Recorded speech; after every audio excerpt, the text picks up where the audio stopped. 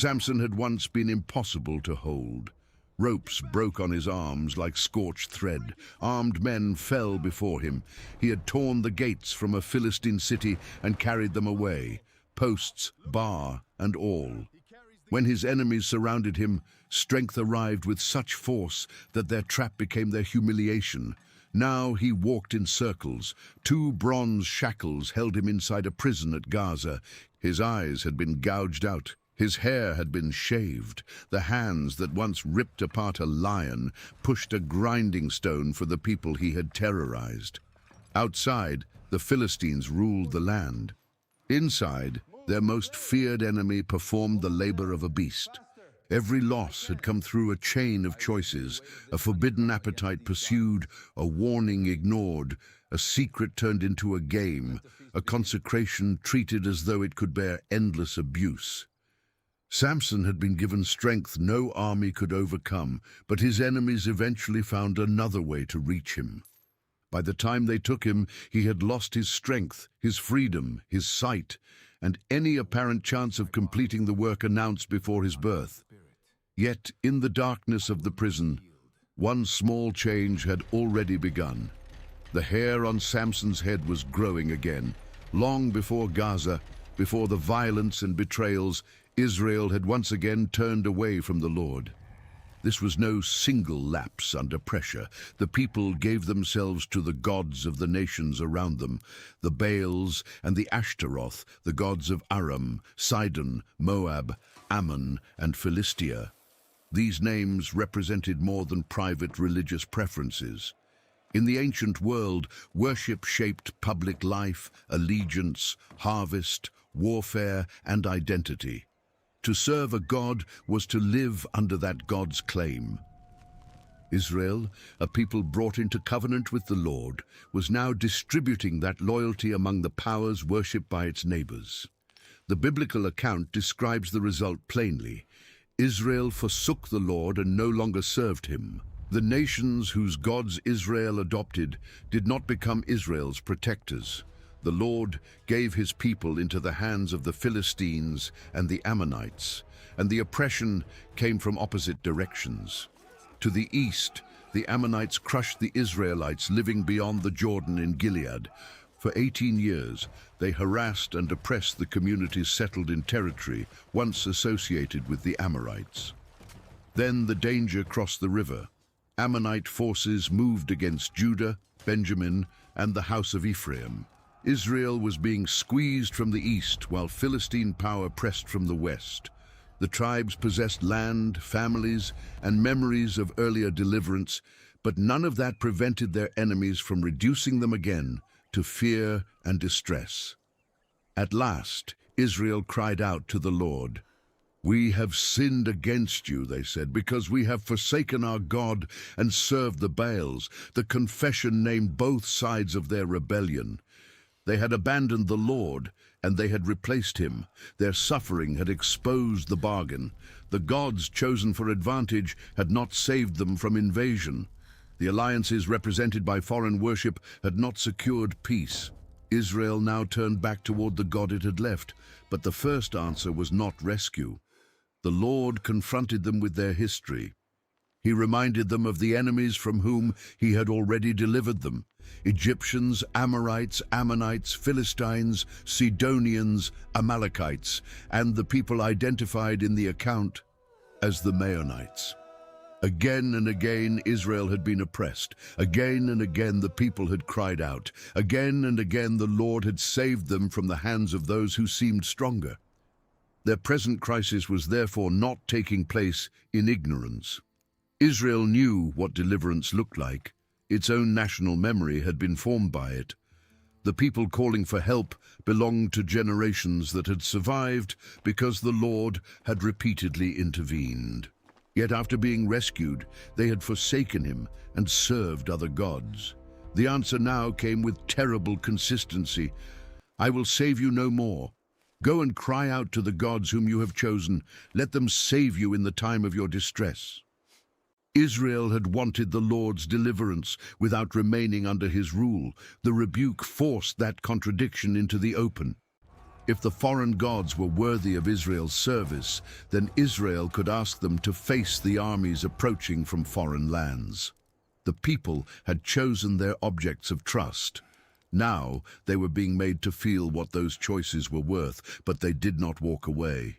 "We have sinned," they answered. "Do to us whatever seems good to you. Only please deliver us this day." Their second confession carried a different weight. The first had acknowledged the offense. The second surrendered the outcome. They could not demand favorable treatment as though the covenant placed God in their debt. They appealed for rescue while admitting his right to judge them. Then they acted. The Israelites removed the foreign gods from among them and served the Lord. Images that had received their offerings were put away. Allegiances that had fragmented their worship were renounced. Their cry was joined by a visible change of direction, and the Lord could bear Israel's misery no longer. That sentence marks a turn, but it does not erase what came before it. Israel's suffering had grown from sustained unfaithfulness, and the consequences were already moving through the land. Repentance did not make Philistine power disappear overnight. Deliverance would have to enter a damaged world and work through people who remained vulnerable to the same disorder that had brought them there. In the West, the Philistines had become the dominant threat. They were not a wandering band conducting brief raids. They occupied a network of important cities along the southern coastal plain, including Gaza, Ashkelon, Ashdod, Ekron, and Gath. From that base, their influence reached toward Israelite territory in the hills. Their political structure was organized around rulers associated with those major cities, allowing them to act together when a common enemy threatened their control. The geography made the struggle immediate. Between the Philistine plain and the central highlands lay a contested belt of valleys and foothills. Communities there lived close enough to enemy territory for ordinary movement, travel, trade, marriage, agriculture to bring Israelites and Philistines into repeated contact. Boundaries existed, but they were crossed constantly. Among the Israelites living in that frontier region was a man named Manoah. He belonged to the tribe of Dan and lived at Zorah, a town overlooking approaches through the hill country toward the Philistine plain. Dan had received an inheritance in this region, but the tribe had struggled to take full possession of it. Philistine pressure now made the weakness of Israel's position even clearer.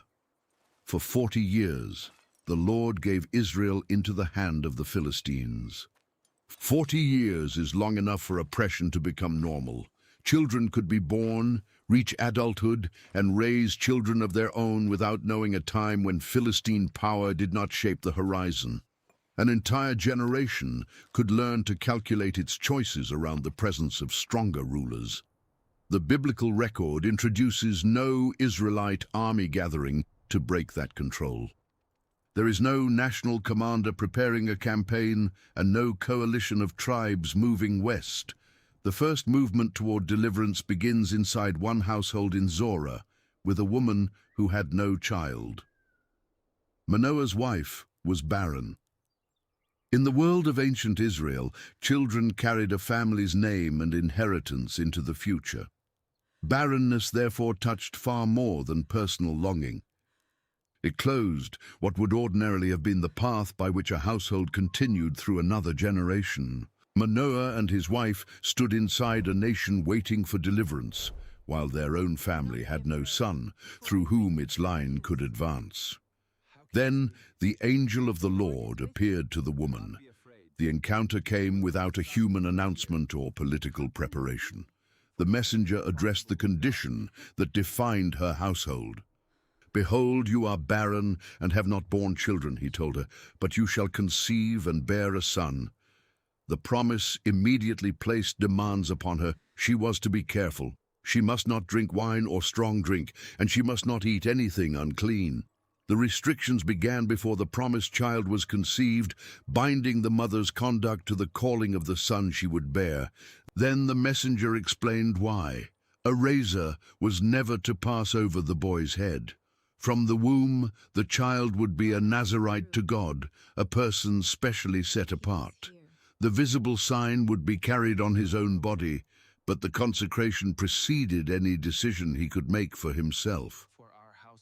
Before the boy had strength, speech, desire, or reputation, his life was claimed for a purpose.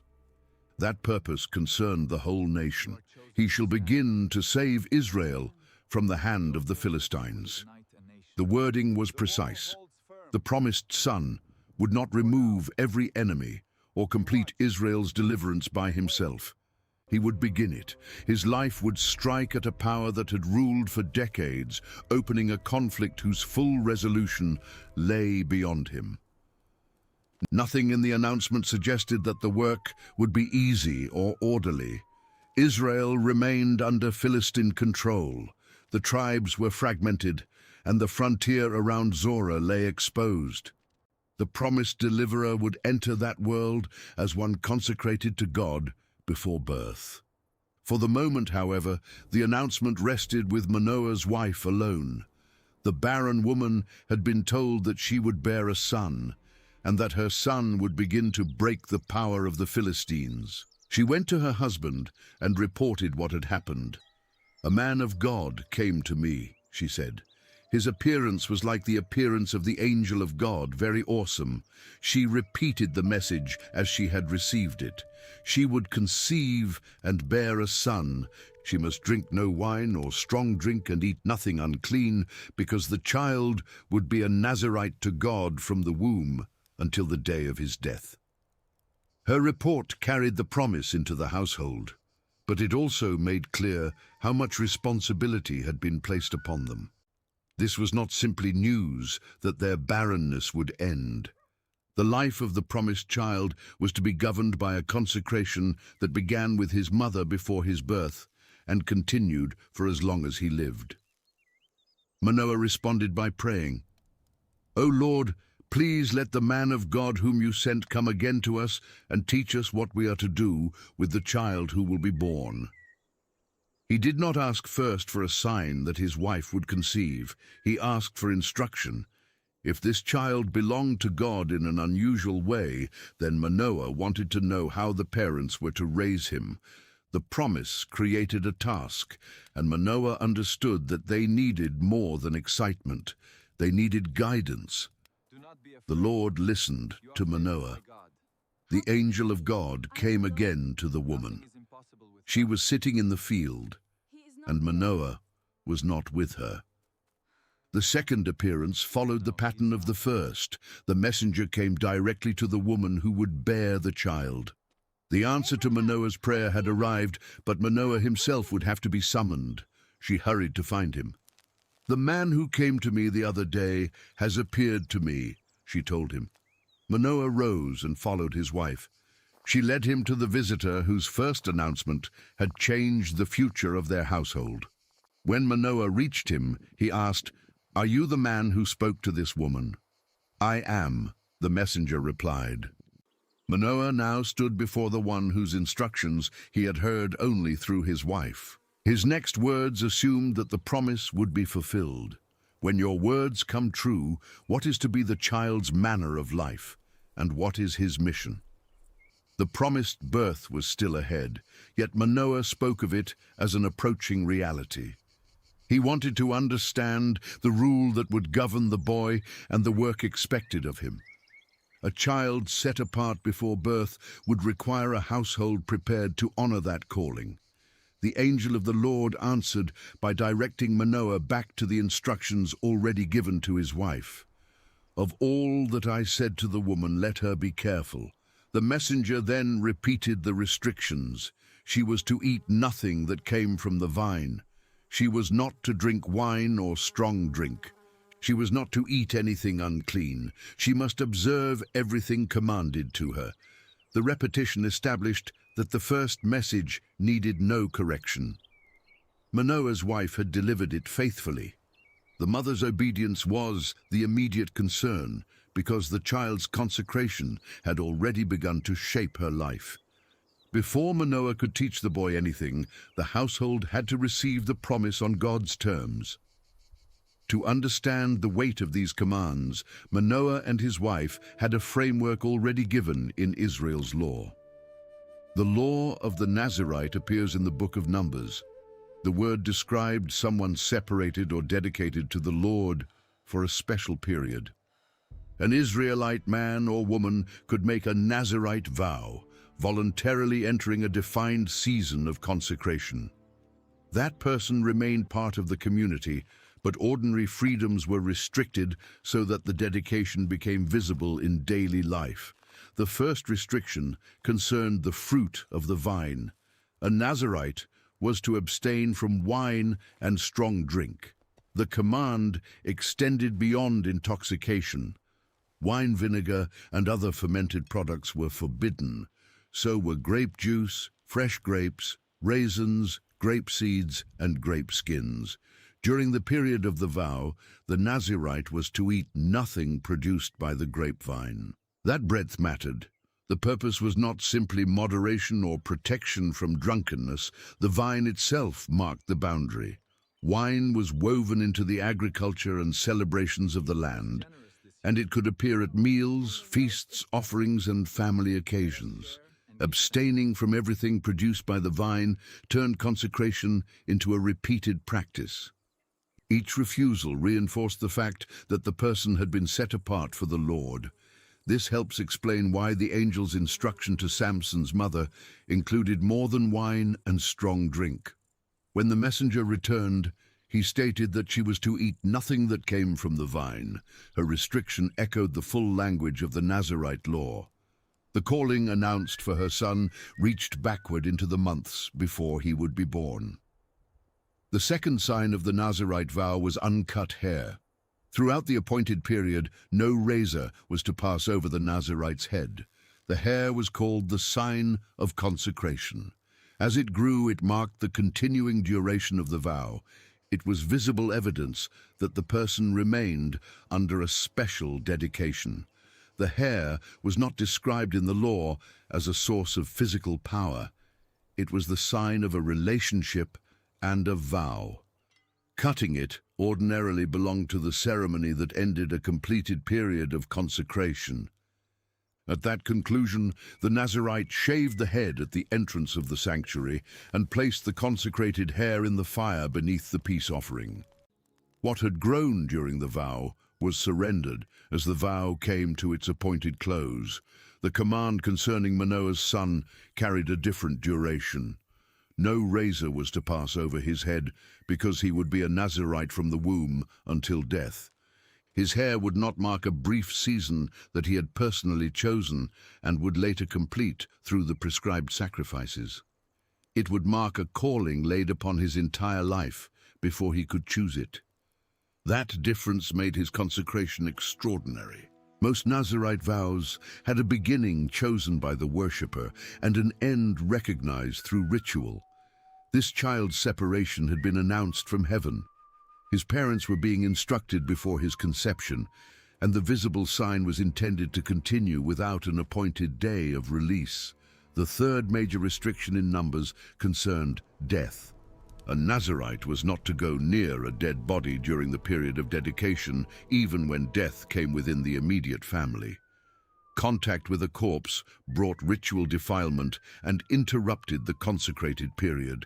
If someone died suddenly beside a Nazirite, the law required purification, the shaving of the head, sacrifices, and a new beginning. The previous days of the vow were no longer counted because the consecration had been defiled. That requirement reveals how exacting the vow was. Dedication was not merely inward intention. It governed food, appearance, and contact with the most powerful source of ritual impurity in Israelite life. The Nazirite carried the claim of the vow into public celebration, private grief, and unforeseen crisis. The angel's instructions to Manoah's wife also required her to avoid anything unclean. In Israel, clean and unclean were covenant categories governing what could be eaten and how a person approached sacred things. The distinction did not simply divide healthy items from harmful ones. It ordered Israel's life as a people set apart to the Lord. For this mother, attention to cleanness was joined to the promised child's identity. The messenger repeated the command directly to Manoah.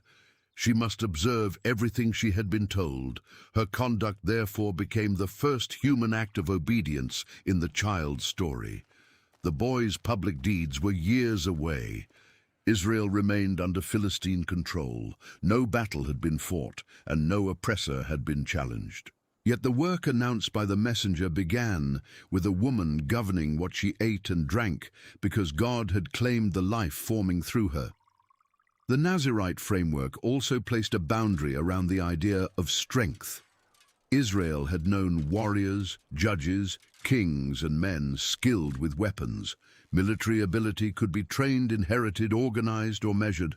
The promised son, however, was introduced first through consecration, not combat. Before anything was said about the weapons he might use or the forces he might command, his uncut hair and separated life identified the source of his calling. His future strength would have meaning only within that prior claim. The same framework created a responsibility that would remain even when no one else could see whether the dedication was being honored. Hair was public, but obedience reached beyond hair. It concerned appetite, defilement, and the distinction between what was permitted to others and what belonged to one specially set apart. Manoah's question had been about the child's manner of life and his mission. The messenger's answer concentrated on the commands given to the mother. That response placed the parents' responsibility in its proper order. They did not yet need a strategy for confronting the Philistines. They needed to receive the child as one belonging to God. The promised mission would unfold in time. The household's obedience could begin now.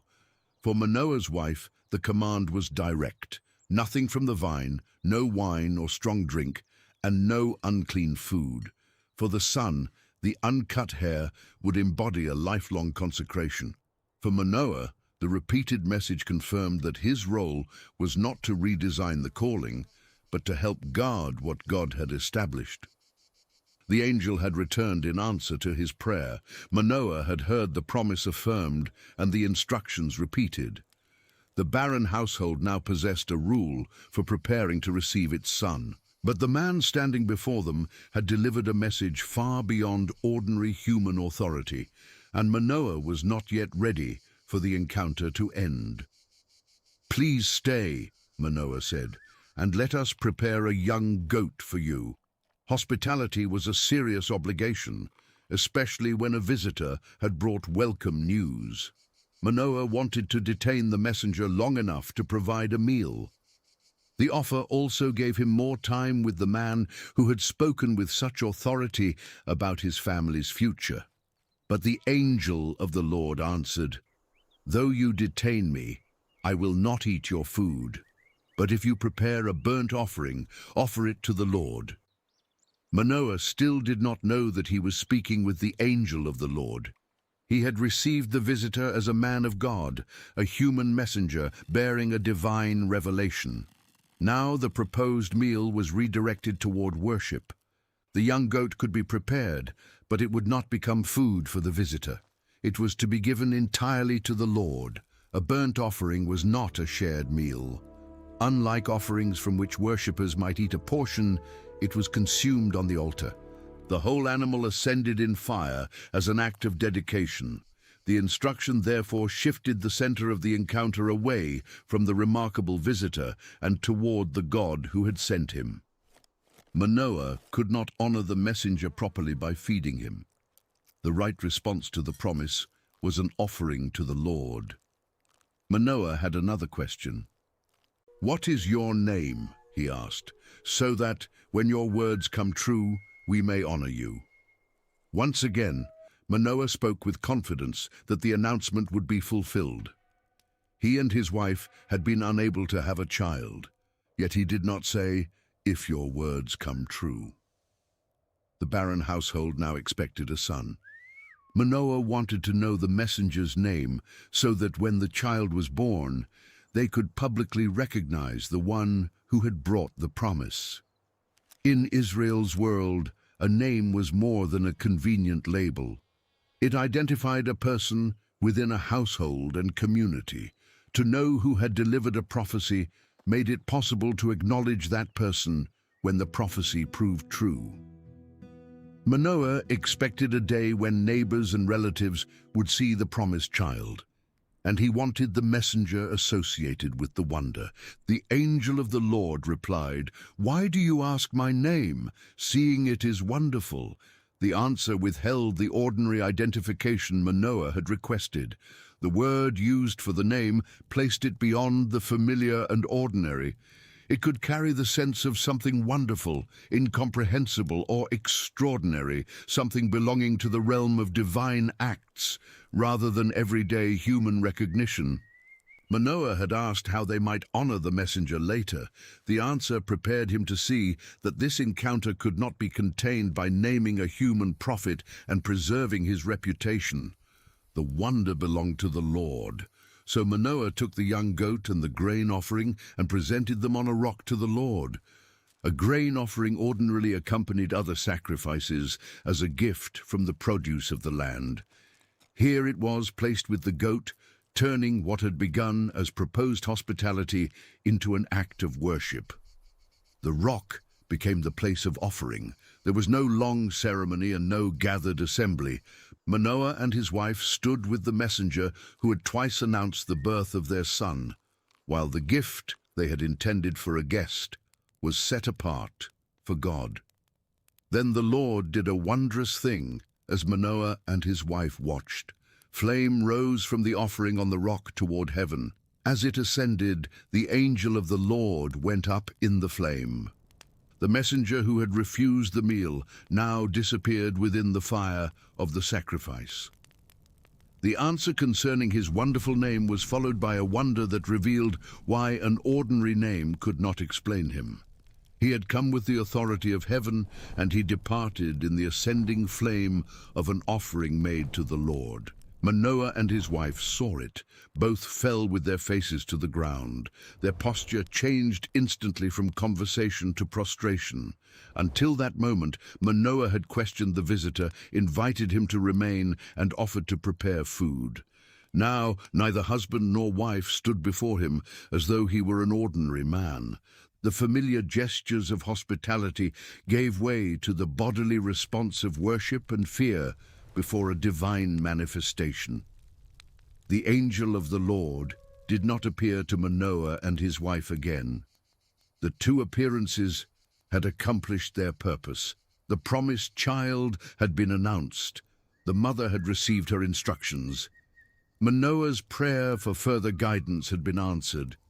The message had been repeated in his presence, and its source had been confirmed by an act neither of them could mistake for ordinary human departure. Only then did Manoah fully understand. He knew that the visitor had been the angel of the Lord. That realization transformed the entire encounter in his mind.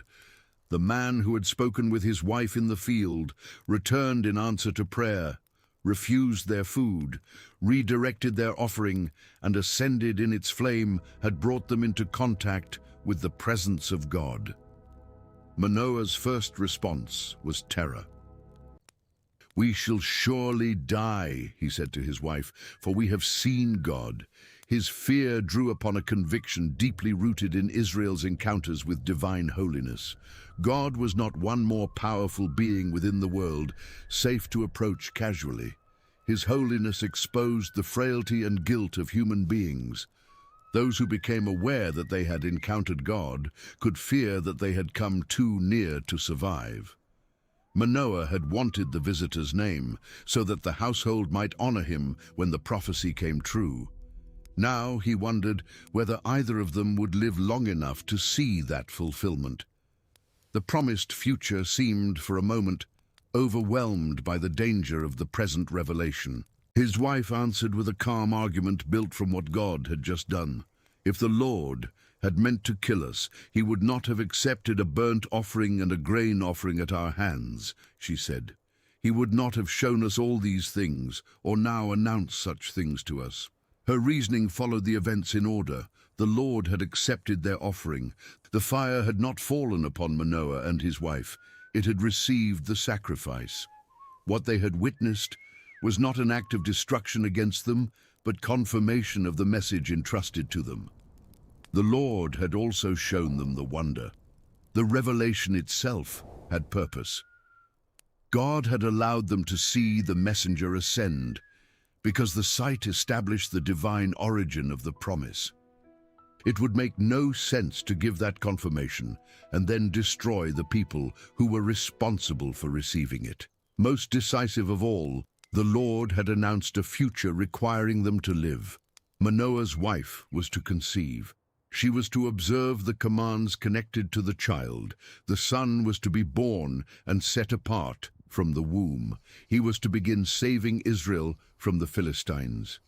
If God intended to kill the couple immediately, the instructions and promise would be emptied of their appointed result. Her answer did not minimize the holiness that frightened Manoah. It read their fear in light of God's actions.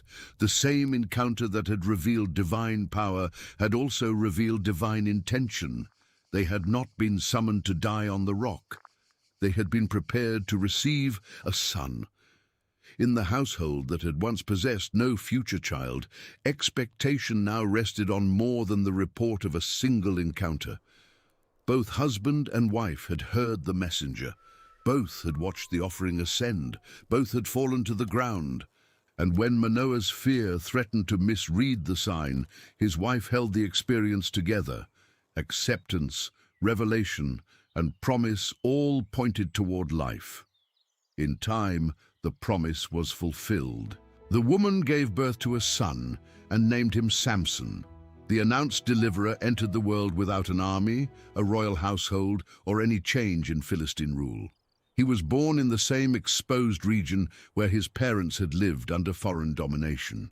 Around him, the long occupation continued. The child who would begin to challenge it first had to grow. His mother had carried the restrictions given by the angel. Now the sign of consecration belonged visibly to the boy himself. His uncut hair would lengthen as his life advanced, marking the divine claim declared before his conception. Each stage of his growth moved the promise closer to the conflict for which he had been set apart. The child grew, and the Lord blessed him. That blessing stands at the beginning of everything Samson would later become. Before the feats of strength that made his name feared among the Philistines, before conflict and vengeance overtook his life, the biblical account presents a growing child under the favor of the Lord. His abilities would not emerge as an accidental gift of nature or the achievement of physical training. The God who announced him was present in his development. The blessing also confirmed that Manoah's wife had correctly understood the sign at the rock.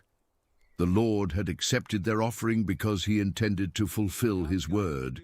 He had shown them the wonder because they had a role in what came next. He had preserved them because the promised life would come through their household. As Samson grew, the movement of God's purpose became more direct. The Spirit of the Lord began to stir him. This was the force that would distinguish Samson's calling from ordinary human power. Israel's judges did not deliver the nation by personal capacity alone. The Spirit of the Lord empowered chosen individuals for action against forces beyond them. In Samson's case, that activity began before any public confrontation is recorded.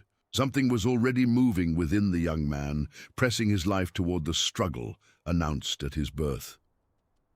The stirring occurred at Mahane Dan, the camp of Dan, between Zorah and Eshtaol. The location placed Samson among his own people and close to home. Zorah was the town of his family, and Eshtaol lay nearby in the same borderland. The name Camp of Dan recalled the tribal community to which he belonged, a tribe whose position in this region remained insecure. This was not yet a Philistine city or a battlefield. It was Israelite ground, near the line where Philistine influence met the settlements of the hills. There, between the two towns, the Spirit began to move him. The promised son had been born. The child had grown under blessing. The lifelong consecration had taken visible form, and the power required for his calling was beginning to act. The work announced before his conception was no longer waiting only in a parent's memory. It was stirring in Samson himself. The stirring soon carried Samson away from the space between Israelite towns and down toward the Philistine plain. He went to Timnah. The town stood in the border region where Danite settlements met Philistine control. From Samson's home near Zorah, the route descended through the foothills toward territory dominated by the people he had been born to oppose. Timnah was close enough for Israelites and Philistines to encounter one another in ordinary life. Yet every such encounter took place under an unequal political order. The Philistines ruled Israel, and their presence had endured long enough to shape trade, movement, and relations between neighboring communities. There Samson saw a woman among the daughters of the Philistines. When he returned home, he spoke to his father and mother with blunt certainty. "I saw one of the daughters of the Philistines at Timnah. Now get her for me as my wife." The first recorded direction of Samson's adult life was therefore not toward an army or a public act of deliverance. It was toward marriage inside the ruling population. The woman was identified by her people and by the place where Samson had seen her. For Manoah and his wife, that identity immediately mattered. His parents objected. "Is there not a woman among the daughters of your relatives, or among all our people, that you must go to take a wife from the uncircumcised Philistines?" They placed the contrast before him as widely as possible. Samson was not choosing between this woman and one particular Israelite woman. His parents asked whether no suitable wife could be found among their extended family or anywhere among their own covenant people. Why must he cross into the population holding Israel under its power? Their use of the word uncircumcised sharpened the issue. Circumcision was the covenant sign given to Abraham and carried by Israelite males as a mark of belonging to the people of the Lord. Calling the Philistines uncircumcised did more than describe a physical difference. It named them as a people outside that covenant identity. Marriage in this setting was also a union between households. It created obligations, joined families, and placed an Israelite son within continuing relations with Philistine relatives. Samson's request therefore reached beyond attraction. It asked Manoah to negotiate a bond across the line, dividing Israel from the nation that ruled it. The law of Israel guarded covenant loyalty within marriage, because the worship of other peoples could draw Israelites toward other gods. The nation's recent suffering had grown from precisely that abandonment. Israel had served the gods of its neighbors and had then fallen under the power of neighboring nations. Manoah and his wife now heard their consecrated son insist upon taking a wife from among the Philistines. They had received no instruction that his calling would unfold through marriage. The angel had told them that he would begin to save Israel from Philistine hands. Now, Samson wanted his parents to help place him inside a Philistine household. His answer did not engage their covenant concern. "Get her for me," he told his father, "for she is right in my eyes." What governed Samson's demand was what he had seen and how it appeared to him. He had gone down to Timnah, seen the woman, returned, and ordered the marriage arrangements to begin. His parents appealed to family, people, and covenant distinction. Samson answered from his own sight. That phrase, "right in my eyes," carries particular force within the book of Judges. The book traces a period in which Israel repeatedly loses any stable obedience to the Lord, and people increasingly act according to what is right in their own eyes. Here, the language is personal and immediate. Samson sees, judges, and insists. His physical sight will repeatedly lead him toward Philistine women. It will draw him into dangerous spaces and relationships where victories and disasters become entangled. The man set apart before birth is not introduced as someone whose personal judgment always matches his calling. The strength given for his mission does not remove his responsibility for the direction he chooses, yet the account reveals another purpose operating within this decision. Samson's father and mother did not know that this was from the Lord, who was seeking an opportunity against the Philistines. The statement does not turn Samson's desire into a model of obedience or make his parents' concern mistaken. It reveals that the Lord could use the conflict created by Samson's choice to confront the occupying power. Samson acted from what seemed right to him. God would make the resulting encounter serve a larger purpose. That distinction matters throughout Samson's life. Divine purpose and human impulse move through the same events without becoming identical. Samson can be responsible for his choices, while the Lord remains capable of directing their consequences against Philistine rule. God's intention is not trapped by the disorder of the man he has chosen. An opportunity was necessary because Philistine domination had become an established political fact. The narrator pauses to emphasize it again. At that time, the Philistines ruled over Israel. Samson was not entering a conflict between equal neighboring peoples, nor was he acting as commander of an Israelite revolt. The nation had no mobilized army behind him. His own parents were living within the practical constraints of occupation. A direct challenge to the Philistines could bring retaliation against communities unable or unwilling to defend him. The proposed marriage created a point of contact inside their social world. It would bring Samson into Timnah not as an invading warrior, but as a prospective bridegroom. He would meet the woman's family, take part in Philistine customs, and become surrounded by Philistine men. The relationship he pursued for personal reasons would place him exactly where confrontation could develop. For the moment, however, the marriage process moved forward. Samson went down to Timnah with his father and mother. Their presence reflected the family character of the arrangement. Samson had selected the woman, but his father would have an essential role in obtaining her. Manoah had objected, yet he now accompanied his son. The journey that began with Samson's demand became a household journey toward the Philistine town. The route from Zorah toward Timnah passed through an agricultural landscape known for vineyards. Vine cultivation flourished in the valleys and foothills, where grapes could be grown for eating, drying, and wine. For an ordinary traveler, the vineyards might represent familiar produce and local wealth. For Samson, the setting carried the background of his consecration. The sign on his body and the restrictions associated with his calling accompanied him as he moved through a landscape shaped by the fruit from which a Nazirite was separated. As they approached the vineyards of Timnah, the journey changed without warning. A young lion came roaring toward Samson. The animal was not presented as a distant sight. It moved against him. The roar announced immediate danger, and Samson had no weapon in his hand. A young lion was a formidable predator, strong enough to make an unarmed encounter deadly.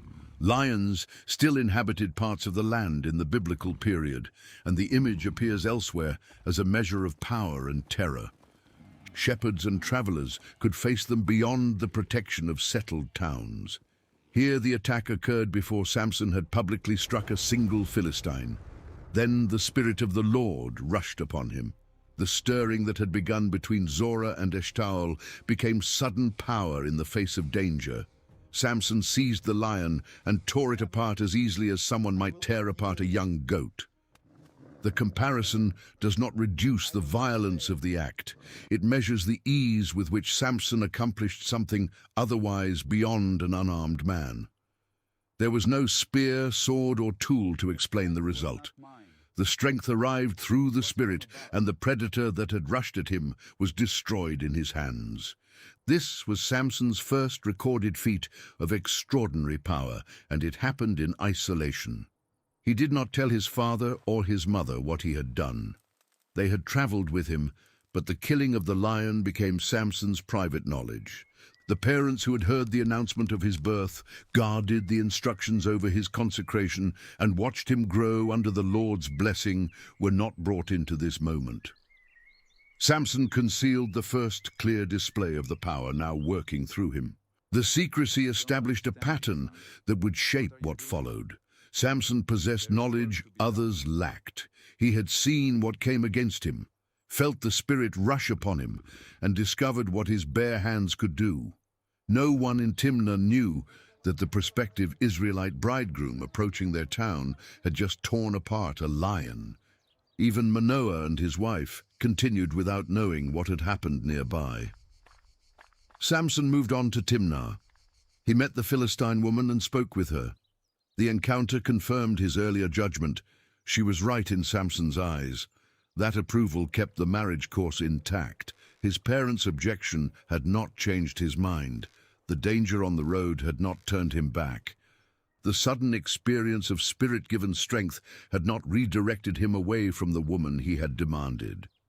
He arrived in Timnah, still governed by the sight that had first drawn him there. Two currents were now moving together. Samson was pursuing a marriage because the woman pleased him. The Lord was seeking an occasion against the Philistines. Between Samson's home and her town, the Spirit had revealed a force no Philistine yet knew he possessed, and Samson had chosen to keep that revelation to himself. The lion lay dead beside the root. The secret remained with Samson, and the arrangements concerning the woman continued. After some time, Samson returned to take the woman as his wife. The marriage arrangements had advanced, and he traveled again toward Timnah with his father. Along the way, Samson turned aside from the route to look at the remains of the lion he had killed. The detour was deliberate. He alone knew where the animal had fallen and how it had died. What had begun as a private victory now drew him back after the danger was gone. Inside the lion's carcass, he found a swarm of bees and honey. Enough time had passed for the remains to provide a hollow place in which bees could settle. The predator that had once rushed upon Samson had become the source of something sweet. Life and food had appeared inside the remains of death, but only Samson understood the reversal, because only Samson knew the history of the carcass. He scraped the honey out with his hands and continued along the road, eating as he went. The act brought the consecrated man into direct contact with the remains of a dead animal. It also gave him possession of a secret with two parts. He knew how the lion had died, and he knew where the honey had come from. The same hands that had torn the animal apart now carried sweetness from its body. When Samson rejoined his father and mother, he gave some of the honey to them, and they ate it. He did not tell them that he had taken it from the lion's carcass. His parents, therefore, accepted the food without knowing its source. Once again, Samson withheld from them something tied to his calling. He had concealed the Spirit-given defeat of the lion. Now he concealed his return to its remains. Manoah and his wife had carefully received divine instructions before his birth, but their adult son was creating a private world of actions and knowledge beyond their judgment. The secrecy mattered because Samson was not merely keeping a surprising incident to himself. He was involving others in its result while withholding the information that would allow them to assess it. His parents shared the sweetness, but Samson alone knew what lay behind it. That hidden sequence, attack, victory, carcass, honey, would soon become material for a public contest. For now, the family continued into Timnah. Samson's father went down to the woman. As the head of the household, Manoah took part in completing the marriage arrangements his son had demanded. The path his parents had questioned was now moving toward a formal union. Samson prepared a feast there, as young men customarily did. A wedding feast in this world was not a brief private ceremony followed by departure. It was a public celebration, joining households and surrounding the marriage with days of eating, drinking, company, and obligation. Such a feast announced that the relationship had moved beyond Samson's personal desire. Families and members of the local community were now involved. But Samson was celebrating in a Philistine town. He was an Israelite bridegroom among the people who ruled Israel, marrying a woman from their community. The feast placed him inside their social order and under their observation. Every custom, guest, wager, and obligation would unfold among men whose loyalty was not to him or to his people. When the Philistines saw him, they brought 30 companions to be with him. A bridegroom would normally be surrounded by attendants or friends during the wedding celebration. Samson had come from outside the community, so the Philistines supplied the company, 30 local men who would remain around him during the feast. Their presence could serve the demands of hospitality, but it also changed the balance around Samson. He was now one man among 30 Philistine companions in their town at a feast connecting him to one of their households. The physical strength revealed on the road remained his secret. To those looking at him, he was the Israelite who had crossed into Timnah for a wife. Samson turned the company into an audience for a challenge. "Let me now put a riddle to you," he said. Riddles belong naturally in a feast, where verbal skill could entertain the guests and reputation could be won through cleverness. But Samson attached a wager large enough to transform amusement into serious competition. "If you can tell me the answer within the 7 days of the feast and find it out," he said, "then I will give you 30 linen garments and 30 changes of clothes. But if you cannot tell me the answer, then you shall give me 30 linen garments and 30 changes of clothes." The terms matched the number of companions. If they solved the riddle, Samson would owe 1 set of valuable garments for each man. If they failed, each of them could contribute a set to him. Linen garments represented more than ordinary daily covering. Producing cloth required labor, and finished clothing carried real value in a world where garments were made rather than purchased cheaply in abundance. A change of clothes could signal wealth and status. 30 linen garments and 30 festal changes formed a substantial prize and an equally substantial debt. Samson had made the contest exact. The Philistines had 7 days, the full length of the feast, to give the answer. They could not merely guess after the celebration ended or claim later that they understood. They had to explain the riddle within the appointed time. The companions accepted. "Put your riddle," they said, "that we may hear it."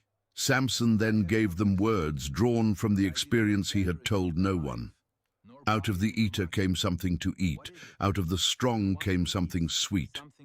The riddle was compact and memorable. Its 2 lines described one reversal from different directions. Something known for eating had produced food. Something powerful and dangerous had produced sweetness. The answer was the lion and the honey. The lion was the eater, a predator capable of devouring other creatures, yet Samson had taken food from its remains. The lion was also the strong one, the animal that had attacked him with deadly force. Yet sweetness had come from the place where its strength had ended. The riddle converted Samson's secret into an advantage. To his companions, it sounded like a puzzle that reason or shared discussion might unlock. To Samson, it was a private memory, disguised as a test of intelligence. Nothing in the wording identified Timnah's vineyards, the road, the attack, or the carcass. None of the 30 men had seen the lion rush upon him. None had watched Samson kill it. None knew that he had later turned aside, found the bees, removed the honey, and eaten it along the way. Even the people closest to the journey could not have supplied the whole answer. Manoah and his wife had eaten the honey, but Samson had concealed its origin from them. They knew the sweetness without knowing the strong eater from which it had come. Samson had therefore asked the Philistines to discover an event rather than solve a fair problem. The answer depended upon knowledge stored inside his own experience. He could stand among the 30 companions and hear them search for a meaning, while knowing that the decisive fact belonged to him alone. This gave Samson control of the contest, but it also exposed the habit already forming in him. A gift of strength had saved his life. He had hidden that victory from his parents, returned privately to its remains, and concealed the source of the food he shared. Now he was using the entire episode to place 30 men under a costly obligation. The private sign of divine empowerment had become the basis of a wager. The riddle also suited the atmosphere of the wedding feast because its language invited broad speculation. Eaters, food, strength, and sweetness could be understood literally or figuratively. The companions could search proverbs, natural images, familiar stories, or clever turns of phrase. They could argue that strength produces wealth, that conquest produces food, or that some devouring thing contains something useful. But every line of reasoning faced the same problem. Samson had built the words around an incident they did not know had happened. For 3 days, they could not solve the riddle. The feast continued around them, but the wager now imposed its own rhythm on the celebration. Each passing day consumed part of the time Samson had allowed. Conversation among the companions could return again and again to the eater, the food, the strong one, and the sweetness, while Samson remained the only person in Timnah who possessed the key. Their numerical advantage did not help them. 30 minds could not recover an undisclosed event merely by examining 2 lines. Samson's position as an outsider, which had left him surrounded by companions supplied by the Philistines, now appeared to work in his favor. The local men were together, but the stranger held the secret. The approaching deadline made the value of the garments increasingly real. If the men failed, the riddle would cost them collectively 30 linen garments and 30 changes of clothes. Samson would leave the contest enriched at their expense and would have defeated them publicly at a feast held in their own community. What had sounded like entertainment now threatened humiliation. The men could not reach the answer through the words Samson had given them. Yet Samson's secret was no longer held entirely apart from them. He had entered a Philistine marriage, and the woman at the center of that marriage stood between the Israelite bridegroom and the 30 men who were running out of time. Unable to discover the answer, the companions changed the contest. They went to Samson's wife. "Entice your husband to tell us what the riddle means," they told her, "or we will burn you and your father's house with fire. Have you invited us here to impoverish us?" The wedding guests had accepted Samson's terms willingly. Now, faced with losing, they treated the wager as an attack upon them. 30 men each stood to surrender costly clothing to an outsider. Rather than admit defeat, they threatened the household that had welcomed them to the feast. The demand placed Samson's wife between 2 dangers. If she failed to obtain the answer, the men promised to burn her and her father's house. If she betrayed Samson, she would begin her marriage by conspiring against him. The companions left her no safe loyalty. Their threat made survival depend upon gaining access to the secret her husband had kept from everyone. She went to Samson in tears. "You only hate me," she said. "You do not love me. You have put a riddle to my people, and you have not told me what it is." Her words did not reveal the threat. She appealed instead to the relationship between them. If Samson loved her, she argued, he would not exclude her from knowledge he had turned into a public challenge. The riddle had divided the wedding company, and she placed herself on the side, shut out by his secrecy. Samson answered, "Behold, I have not told my father nor my mother, and shall I tell you?" His reply shows how closely he guarded the event. His parents had traveled the road with him. They had eaten the honey he brought back from the carcass. Yet he had withheld the source even from them. Samson used that silence as the measure of how deeply the secret belonged to him. If Manoah and his wife did not know, his new wife could not assume that marriage entitled her to the answer. But the marriage was already under pressure that Samson did not see. His wife wept before him through the remaining days of the feast. What the 30 companions could not obtain through reasoning, she pursued through continued accusation and grief. The celebration that was meant to seal their union became a sustained, private conflict. Samson had made the riddle the center of the feast. The Philistines had made the answer a condition of her survival. She kept pressing him. Her complaint returned to the same charge. He did not love her because he would not tell her. Samson resisted, even while the feast moved toward its end. Each day he kept the answer, preserved his advantage over the 30 men. But each day also increased the strain within the marriage he had insisted upon obtaining. The structure of the contest was now working against him. Samson had assumed that secrecy gave him control. Yet by choosing an answer connected to his private experience, he had made himself the only possible source from which the companions could obtain it. Since they could not reach him directly, they reached him through the woman he desired. On the 7th day, her pressure prevailed. Samson told her the answer because she had pressed him so hard. The information passed immediately across the relationship. She told the men of her people. The secret that Samson had refused to share with his father and mother now belonged to the Philistine companions. He had not been overcome by their intelligence. No one had reconstructed the attack in the vineyard or discovered the bees inside the lion. They had threatened his wife, and she had used his attachment to extract what they needed. Before sunset on the final day, the men came to Samson. "What is sweeter than honey?" and they asked. "What is stronger than a lion?" Their answer mirrored the two parts of his riddle. Honey was the sweetness, the lion was the strength. The companions had met the deadline, and according to the terms Samson himself had established, they had won. But their words also exposed the betrayal. No ordinary solution could have identified both elements so exactly. Samson knew where the answer had come from. The woman for whom he had crossed into Philistine society had taken his private knowledge and delivered it to her people.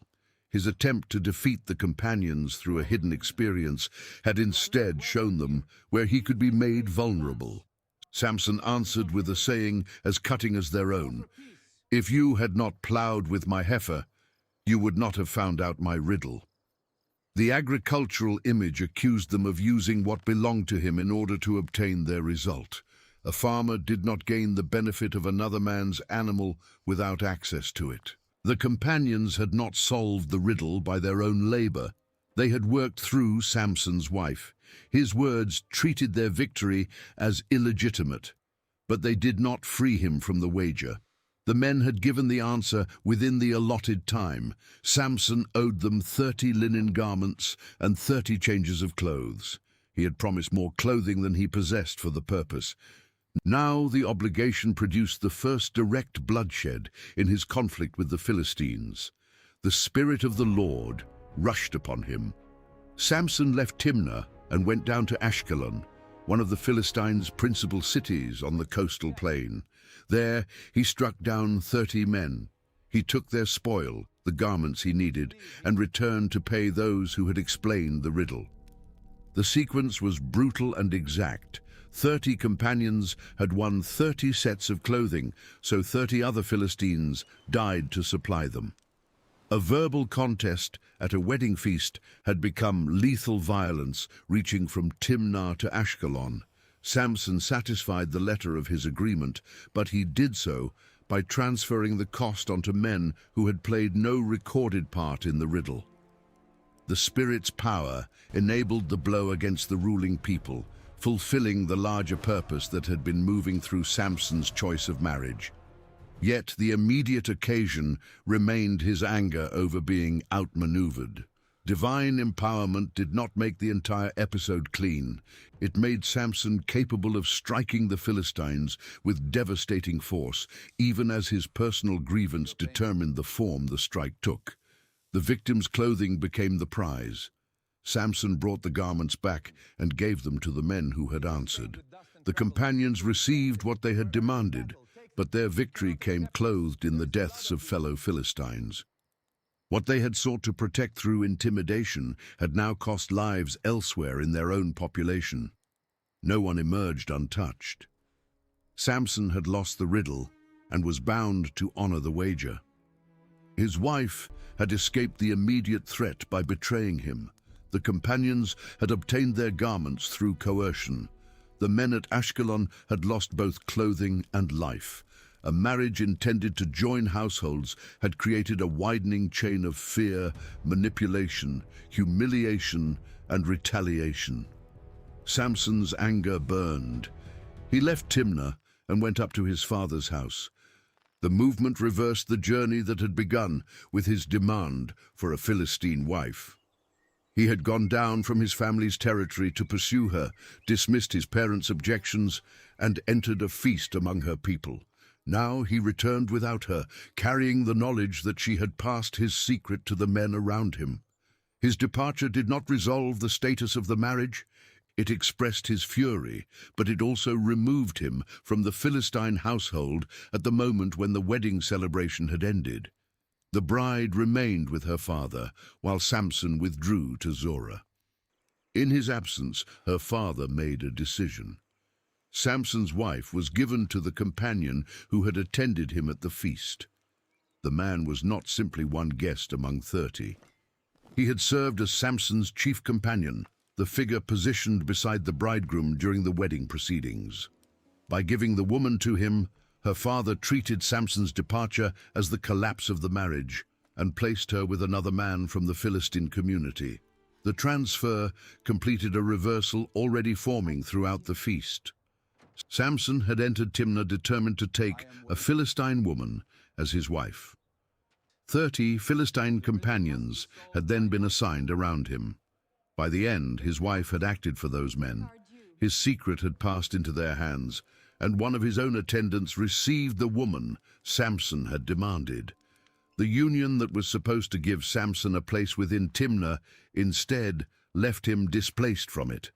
The father's action also created a new offense that Samson had not yet confronted. He had gone home in anger, but he had not released his claim upon the woman. While he was away, her household reorganized the marriage without him. The companion who had stood beside Samson now occupied his place. What began with Samson seeing a woman and declaring her right in his eyes had led exactly where his parents' concern had pointed, into obligations controlled by a Philistine family and surrounded by Philistine power. Samson possessed strength enough to kill 30 men in Ashkelon, but that strength had not enabled him to keep his secret, secure his marriage, or govern the consequences of his own contest. He had paid the wager and gone home. In Timnah, the woman he regarded as his wife now belonged to his companion. Sometime later, during the wheat harvest, Samson returned to Timnah. He brought a young goat with him, a customary gift appropriate to visiting his wife. His anger had carried him back to his father's house, but he now approached the Philistine household as a husband resuming the marriage. The animal in his hands made his expectation visible. He had come to restore access, not to negotiate a new arrangement. Samson said, "I will go into my wife in her room." Her father refused to let him enter. "I was certain that you utterly hated her," he explained, "so I gave her to your companion." The father's decision had rested on his interpretation of Samson's departure. Samson had left the feast in burning anger and stayed away. To the household in Timnah, that looked like complete rejection. The father had not waited for Samson to return or sought his consent. He had transferred his daughter to the man who had stood beside Samson at the wedding. Now the two men faced each other with incompatible understandings of what had happened. Samson considered the woman still his wife. Her father considered Samson's anger the end of the union. The companion had already taken Samson's place. The father tried to offer a substitute. "Is not her younger sister more beautiful than she? Please take her instead." The proposed solution answered Samson in the same language that had first brought him to Timnah: appearance and desire.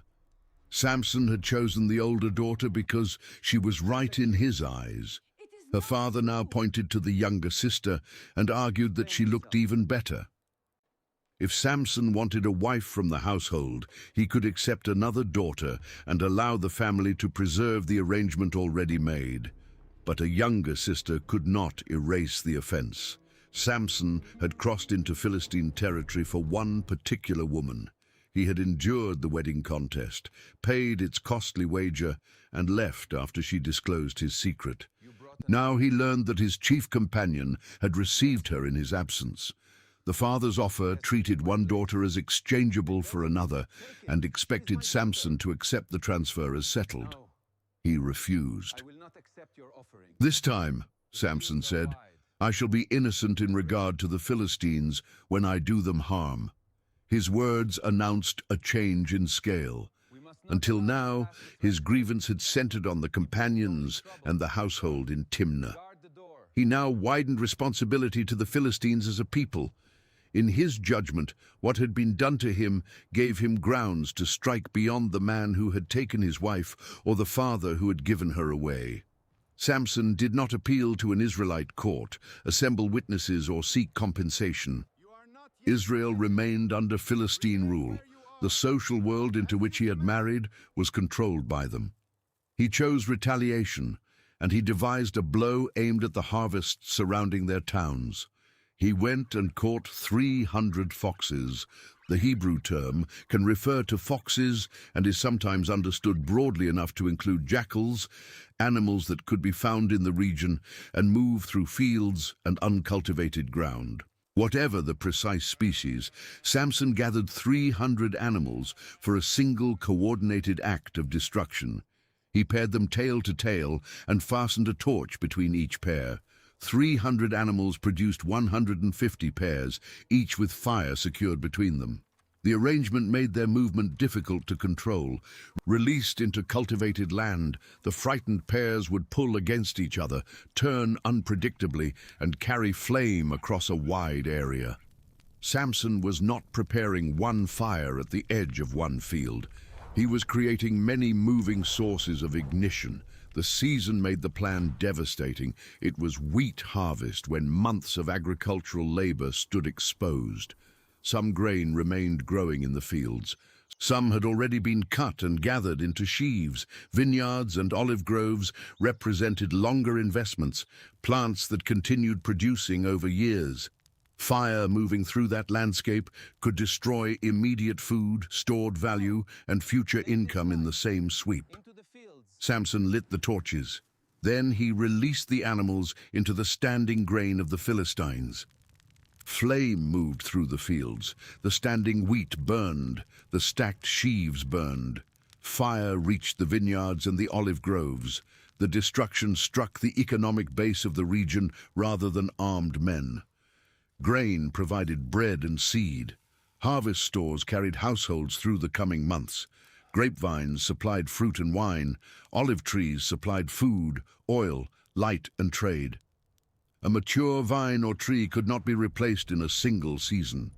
Samson's retaliation therefore reached beyond one wedding household and beyond the day on which he set the torches alight.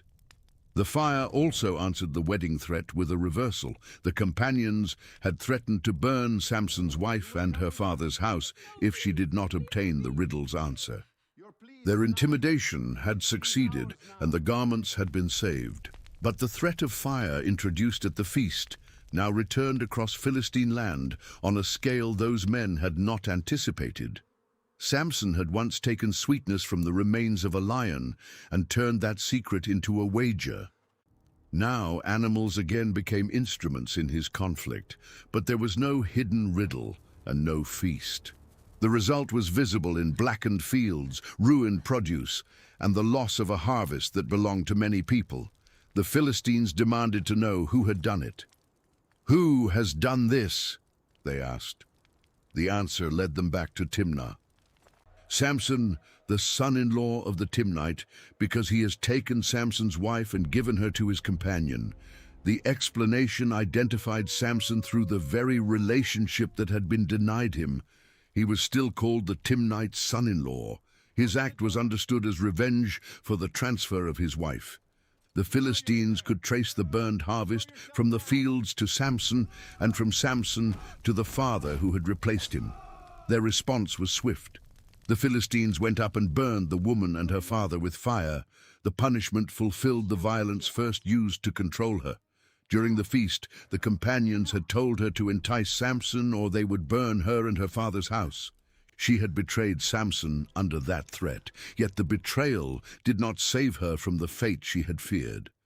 The answer she extracted allowed the companions to win their wager, but the resulting chain of anger eventually brought the threatened fire upon her household anyway. The men who killed her did not treat the transfer of the marriage as a private error to be settled within one family. Samson's burning of their crops demanded a target, and the Timnite household was accessible. The father's decision had provoked the man capable of destroying the harvest. The Philistines answered by destroying the father and daughter. Their collective punishment mirrored Samson's own widening retaliation. Samson had been wronged by particular people and burned the produce of the Philistines. The Philistines had been harmed by Samson and burned the people whose action had enraged him. Each side struck beyond the immediate offender. Each response supplied the cause for another. When Samson learned what they had done, he confronted them. "If this is what you do," he said, "I swear I will be avenged on you, and after that I will stop." The burning of the woman did not satisfy his anger over her loss. It intensified it. Whatever betrayal had occurred at the feast, she had been the woman Samson sought to marry and later returned to reclaim. The Philistines had now killed her for the consequences of an arrangement made under their own social power. Samson declared one further act of vengeance. His promise that he would stop afterward reveals the logic governing the conflict. He treated retaliation as a debt that could be paid through sufficient injury. The crops had answered the loss of his wife. Her burning now required blood. Once that account was settled, he intended to end the exchange. But vengeance rarely remains under the control of the person who declares its final limit. Samson could decide when his own blow was complete. He could not decide whether the Philistines would accept it. He attacked them with overwhelming violence. The account describes him striking them hip and thigh, an expression of severe and decisive slaughter. The men before him were not merely scattered or frightened. Samson inflicted a great defeat. No Israelite force is mentioned beside him. There is no battle formation, tribal muster, or campaign under a national banner. The conflict still moved through Samson's personal grievances, but every escalation brought the announced struggle with Philistine rule further into the open. The marriage at Timnah had created the occasion. The failed riddle had drawn blood at Ashkelon. The transfer of the wife had brought fire upon Philistine agriculture. Their retaliation against the household had now brought Samson directly against Philistine lives. The man who once concealed his strength had become impossible for the ruling population to ignore. Yet his victory did not end their power. The Philistines still governed the region, controlled its cities, and could gather forces far beyond the men Samson had just struck. Samson could overwhelm those within reach, but he had no army to hold territory after the blow, and no organized Israelite resistance prepared to join him. So he withdrew. Samson went down and stayed in a cleft of the rock of Etam. The place offered natural protection away from Timnah and its burned fields. A cleft in the rock could serve as a refuge, limiting access and giving concealment to a man now certain to be hunted. Samson had finished the vengeance he announced, but he did not return openly to ordinary life. He took shelter in stone. The movement also carried him away from the Philistine household that had begun the conflict and into the territory associated with Judah. His marriage was gone. The woman and her father were dead. Men in Ashkelon had been killed for their garments. Crops across Philistine land had been consumed, and another group of Philistines had fallen under Samson's assault. He had declared that after avenging the woman he would stop. In the cleft at Etam, Samson stopped striking. The Philistines had not yet answered. The Philistines marched into Judah. They went up from the coastal plain into the hill country, camped there, and spread out near Lehi. Samson had taken refuge in a rock cleft, but his actions had drawn an occupying force into the territory of another tribe. The conflict could no longer be contained around Timnah or dismissed as a dispute between one man and one Philistine household. The men of Judah saw Philistine troops deploying in their land.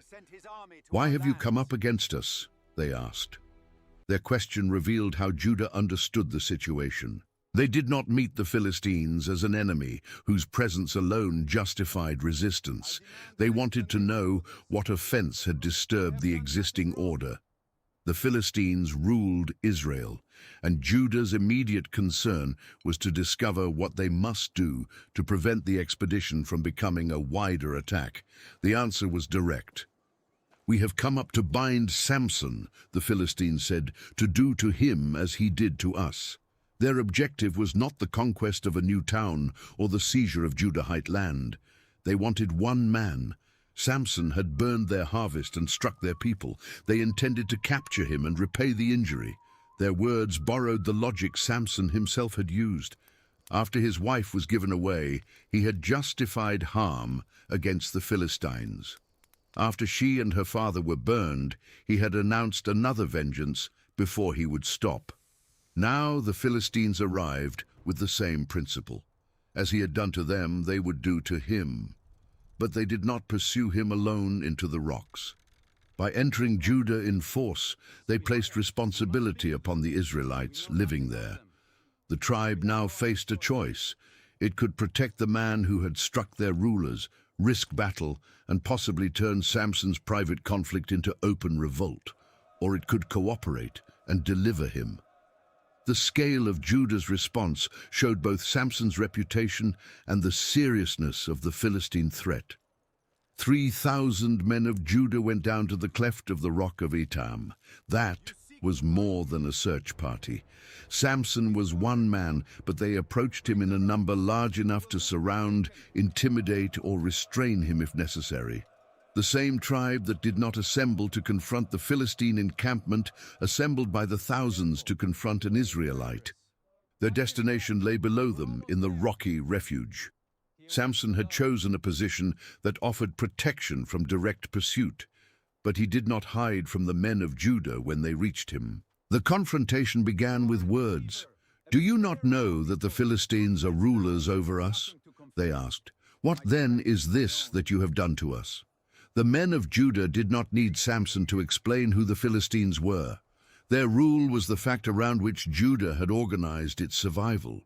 The occupation had lasted long enough to become the starting point of political judgment. The Philistines rule over us. Therefore, any action against them must be measured by what they will do in response. Samson's violence had broken that arrangement. From his perspective, he had settled wrongs committed against him. From Judah's perspective, he had endangered people who had not chosen his fight. Philistine troops now occupied a position near Lehi because of what he had done. The men confronting him felt the consequence before they had received any benefit from his victories. Their question was therefore accusatory. "What have you done to us?" Samson had killed Philistines, but Judah spoke as though the blow had landed upon Israel. Under foreign rule, retaliation made the boundary between those two effects dangerously thin. Any attack on the occupier could bring punishment upon the occupied. Samson could retreat into a rock cleft. Families and settlements in the path of a Philistine force could not.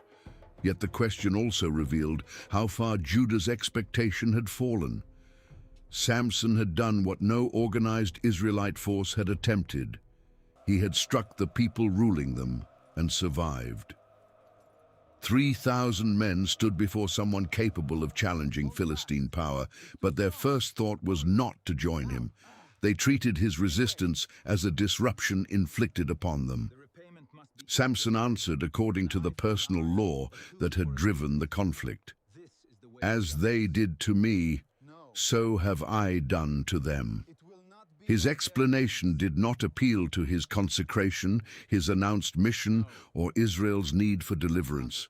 He did not ask Judah to rise against its rulers. He described an exchange between himself and the Philistines. They had acted against him, so he had acted against them. The statement was true within the immediate sequence, but it also exposed why the men of Judah could not see a national cause clearly enough to embrace it. Samson's blows were weakening the enemy announced before his birth, yet he presented them as personal repayment. His marriage had been taken, so he burned crops. The Philistines killed the woman and her father, so he struck them severely. Each injury had drawn out his strength, but each public act remained tied to a private grievance. The result was a deliverer fighting without followers. Judah's 3,000 men had enough collective strength to represent a serious force, but they had come as agents of surrender. Philistine rule had taught them to preserve themselves through compliance. Samson's strength had enabled him to disregard that rule, but his conduct had not built trust, unity, or common purpose among his own people. The men of Judah stated why they were there. "We have come down to bind you," they told him, "that we may give you into the hands of the Philistines." They did not disguise the arrangement. Their task was to capture a fellow Israelite and transfer him to the occupying power waiting near Lehi. The wording placed each stage in order. Judah would bind him. Judah would bring him out of the refuge. Judah would place him in Philistine hands. Once the transfer occurred, whatever followed would belong to the rulers who had announced their intention to repay him. Samson did not attack the 3,000. The restraint is striking, because these men had come to remove his freedom and deliver him to enemies who wanted vengeance. He had already killed Philistines over clothing, crops, and the death of the Timnite woman. Now a vast Israelite company stood within reach, openly declaring that it would hand him over. Yet Samson distinguished between his own people and the Philistines. He agreed to be bound, but first he demanded an oath. "Swear to me that you yourselves will not attack me." He did not ask them to abandon the surrender. He did not require them to fight beside him. He asked for assurance that no Israelite hand would strike the killing blow. The condition recognized the danger of the moment. 3,000 men had entered the rocky terrain to take one man whose strength they had reason to fear. If they attempted to subdue him violently, the encounter could become a slaughter between Israelites. Samson would not allow Judah to kill him, but he was willing to let them bind him if they promised not to attack. His willingness gave the men what numbers alone might not have secured. They could surround him, but capturing him by force was another matter. The Philistines had come in military strength because Samson had already demonstrated what happened to those who stood against him. Judah's force was large, but its leaders still negotiated. They answered his demand. "No," they said, "we will only bind you and give you into their hands. We will surely not kill you." The promise was narrow. They would not become his executioners, but they would deliver him to people whose purpose was openly retaliatory. Judah separated the act of handing Samson over from the violence expected afterward. Their own hands would tie the ropes and complete the transfer. Philistine hands would determine the punishment. Samson accepted the distinction. For the men of Judah, the agreement offered a way to satisfy the rulers without spilling Israelite blood themselves. For Samson, it preserved his refusal to fight his own people. Neither side pretended that the ropes were harmless. Binding him was the necessary preparation for placing him under enemy power. They took 2 new ropes. New ropes had not been weakened by use, age, weather, or strain. Choosing them reduced the chance that Samson could break free through ordinary effort. The men had not come prepared for symbolic custody. They intended the bonds to hold the strongest man among them until the Philistines possessed him. They wrapped the ropes around Samson and bound him. The man who had moved alone through Philistine territory now surrendered his arms to Israelites. The 3,000 had found him free in a fortified refuge. They would return with him restrained. Nothing in the appearance of the scene suggested deliverance. Judah had complied with its rulers, the Philistines had forced their enemy out of hiding, and Samson had accepted bonds rather than turn his strength against his countrymen. The victory seemed to belong entirely to the occupation. The Philistines had not needed to storm the cleft or risk men in close pursuit. Their authority had reached Samson through Judah. They deployed near Lehi, named the person they wanted, and waited while Israelites carried out the capture. Rule could hardly be displayed more clearly. The subjected people bound the man who had resisted and brought him to those he had struck. Samson was led up from the rock. He left the shelter at Etam with 2 new ropes holding him. Around him moved the men who had secured his surrender. Ahead lay Lehi and the Philistine force waiting to receive him. The landscape itself sharpened the reversal. Samson had retreated into stone after defeating Philistines. Now he emerged as their prisoner without their having entered his refuge. He had once declared that he would avenge himself and then stop. The Philistines had answered by making his own people the instrument of his capture. As the procession approached Lehi, the waiting army saw him. The Philistines raised a shout. It was the sound of men who believed their enemy had been delivered into their hands. Samson was out of the rock, separated from refuge, surrounded and visibly bound. The ropes were new. Judah had completed its part. The man who had burned their harvest and struck them with great violence now stood within reach, apparently powerless to prevent the repayment they had promised. Then the Spirit of the Lord rushed upon Samson. The ropes around his arms changed in his hands. What 3,000 men of Judah had fastened with new cord became like flax exposed to fire. The bonds lost their strength and the restraints fell away. The Philistine shout had announced possession too soon. A moment earlier, Samson had appeared to be exactly what they demanded, an enemy delivered by his own people, bound securely and brought within reach of their army. Now he stood free in front of them. Judah had kept its oath not to kill him, and the Philistines had allowed him to be brought into their midst. Their apparent victory had placed the man they feared at the center of their force. Samson looked for a weapon. He found the fresh jawbone of a donkey. It was an unlikely object for battle, part of the remains of an animal, lying close enough to seize, neither forged nor designed for war. Israel's consecrated deliverer had already been brought into compromising contact with death, and now he took this bone into his hand. But there was no time to prepare a conventional weapon. The Philistines were upon him, and the Spirit had broken his bonds. Samson reached down, took the jawbone, and struck them with it. The battle became a slaughter. He killed 1,000 Philistine men. No Israelite army joined him. The 3,000 men of Judah who had escorted him to Lehi had come to surrender him, not to fight.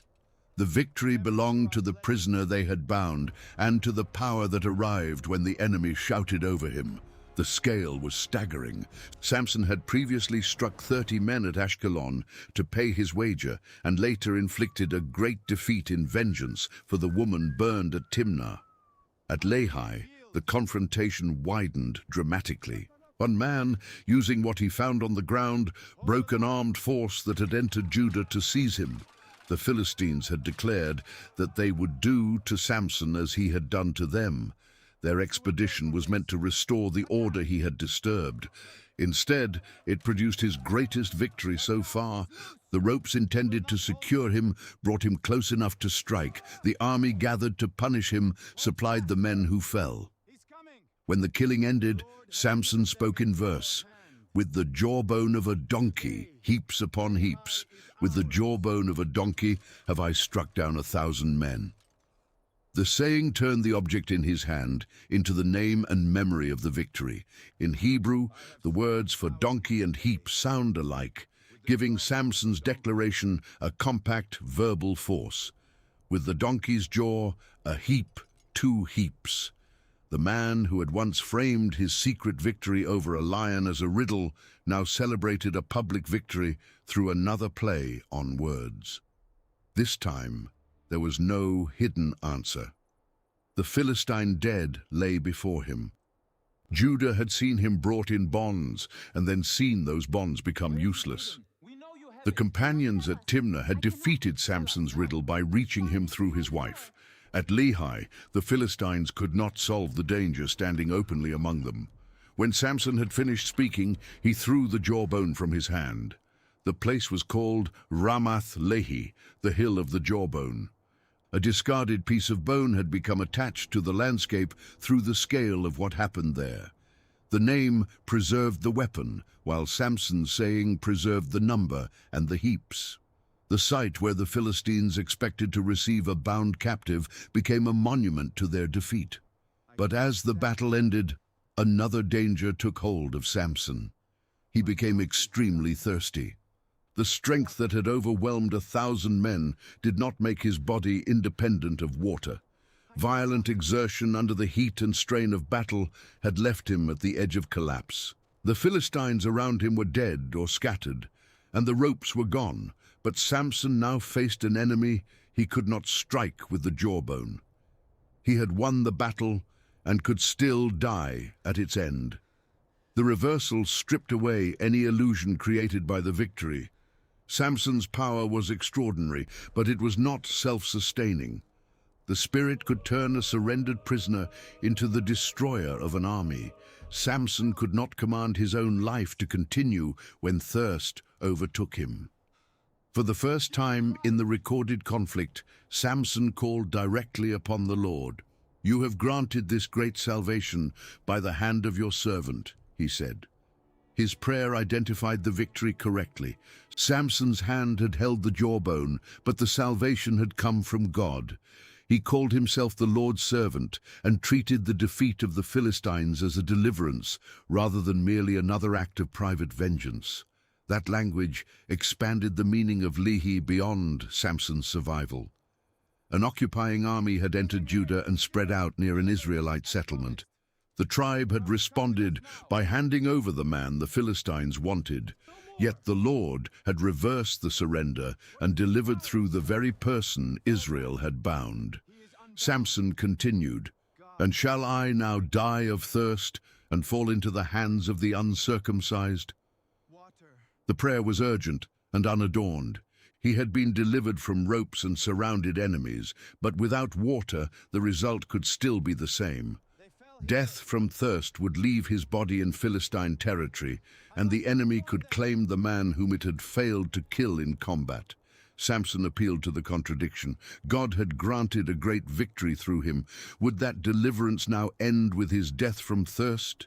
He could defeat the Philistines only while the God who called him preserved his life. The Lord answered. God split open a hollow place at Lehi, and water came out of it. The landscape that had supplied Samson with the jawbone now supplied what the victor could not provide for himself. He bent to the water and drank. His strength returned. The same man who had just killed 1,000 enemies had reached a state in which a drink of water meant the difference between life and death. His revival did not come from another surge of violence. It came through receiving what God opened in the ground. His spirit returned, and he revived. Samson named the spring En-Hakkore, the spring of the caller, because he had called to the Lord and received an answer there. The name preserved a different memory from Ramath Lehi. One recalled the weapon in Samson's hand. The other recalled his prayer and God's provision. Together, the names held the complete movement of the victory. Samson broke the Philistine force with the jawbone, then survived only because he called upon the Lord. The warrior who could not be held by new ropes could still be brought to helplessness by thirst. The deliverer needed deliverance. The spring remained at Lehi. For the people who knew the place, its name carried the memory of answered need. The Philistine expedition had come there to capture Samson. Judah had brought him there under restraint. But Lehi became associated with fallen oppressors, broken bonds, a desperate prayer, and water emerging where none had been available. The victory altered Samson's position in Israel. Until then, His conflict had grown through a series of personal collisions. He had pursued a marriage in Timnah. A threatened wife had disclosed his secret. A disputed wager had sent him to Ashkelon. The loss of his wife had led to burning fields, and her death had led to another violent attack. The Philistines then invaded Judah to seize him, and the men of Judah delivered him in bonds. At Lehi, those separate acts converged into public deliverance. Samson had now defeated a Philistine force on Israelite ground after Israel itself surrendered him. He emerged from the battle alive, openly empowered and impossible to reduce to an angry son-in-law from Timnah. His strength had become a fact around which both peoples had to organize themselves. The Philistines knew that binding him through Judah had failed. The men of Judah knew that the ropes they had placed upon him had fallen away, and that the army they feared had been broken by the man they surrendered. Their 3,000 had approached Samson as a danger to political stability. After Lehi, he stood as the judge through whom Israel received relief from the enemy ruling it. Samson judged Israel in the days of the Philistines for 20 years. The description is important. These remained the days of Philistine power. Samson's victory did not erase their cities, destroy their rulers, or end their domination. The announcement before his birth had said that he would begin to save Israel from their hand, and his judgeship remained part of that beginning. To judge Israel meant more than hearing disputes in the narrow modern sense. In the book of Judges, a judge was a leader raised within a crisis, often acting as a deliverer against foreign oppression. Samson's judgeship placed his strength and victories inside Israel's larger struggle for survival under hostile rule. Yet his leadership remained unlike that of judges who gathered tribes and commanded armies. No standing force formed around him in the account. Judah's largest recorded assembly during his rise had come to bind him. Samson continued to act largely alone, carrying a gift capable of breaking enemy forces without creating the shared national movement that might remove Philistine rule altogether. For 20 years, his presence restrained and challenged the occupiers. 20 years gave the victory at Lehi a consequence beyond one battlefield. Samson did not disappear into the rock after surviving his thirst. He endured as Israel's judge through a substantial period, his name now linked to 1,000 Philistine dead and an army's failed attempt to take him. The child announced to a barren woman had become the most dangerous Israelite of his generation. His uncut hair still marked the claim placed upon him before birth. The spirit had moved him from the borderland near Zorah into direct conflict, and at Lehi, that conflict had broken into unmistakable national significance. But the Philistines still held Gaza, Ashkelon, Ashdod, Ekron, and Gath. Their rulers remained in power. Their control over Israel had been wounded, not removed. And Samson, even after 20 years as judge, still moved through their world alone. Samson went to Gaza. This was no border town like Timnah. Gaza stood deep in Philistine territory near the Mediterranean coast and belonged to the 5-city network at the center of Philistine power. Its position connected the coastal road with routes leading toward Egypt and the inland hills. Trade, military movement, and political authority passed through it. For an Israelite who had killed so many Philistines, entering Gaza meant walking into one of the enemy's principal strongholds. Samson did not enter with an army or announce a challenge to its rulers. He saw a prostitute there and went into her. The movement followed the pattern that had first carried him toward Timnah. Samson saw a woman in a Philistine city and acted upon what he saw. But there was no marriage negotiation now, no father accompanying him, and no household arrangement that might prolong his stay. His presence in the woman's lodging placed him inside Gaza during the night, surrounded by a population with abundant reason to recognize his name and seek his death. Word spread quickly. "Samson has come here." the Gazites were told. His arrival created an opportunity they had never possessed at Lehi. There the Philistines had received him in the open, bound by men of Judah, only to watch the ropes fall from his arms. In Gaza, they believed they had him enclosed within their own city. They surrounded the place and set an ambush for him through the night at the city gate. The gate was the decisive point. A fortified city did not depend only upon walls. Its entrance had to allow movement by day and become a secure barrier when danger approached. Heavy doors could be closed and held by a crossbar, while the gate complex controlled who entered and who left. Guards stationed there could turn the entire city into a trap. The Gazites did not rush the lodging where Samson had gone. They waited. They kept quiet throughout the night, saying, "Let us wait until the light of the morning, then we will kill him." Their plan depended upon patience. Darkness could create confusion, allow Samson to escape unnoticed, or expose the attackers to the strength that had already broken a Philistine force. Morning would give them visibility and time to coordinate. With the gate secured and men watching the exits, they expected Samson to emerge into a city prepared for him. The trap appeared stronger than the one at Lehi. There, Samson had been tied with ropes, but remained outside a fortified center. At Gaza, walls enclosed him, and the gate blocked the obvious route of escape. He was far from the men of Judah, far from the rock cleft at Etam, and surrounded by Philistines in one of their own cities. No sympathetic population stood nearby, and no Israelite force was coming to help. The Gazites needed only to keep him inside until dawn. Samson remained lying down until midnight. Then he arose. He did not wait for daylight or walk toward the gate expecting it to be opened. He came to the city's entrance while the ambush was still organized around keeping him confined. He took hold of the doors of the city gate and the two gate posts. A city gate was built to resist force.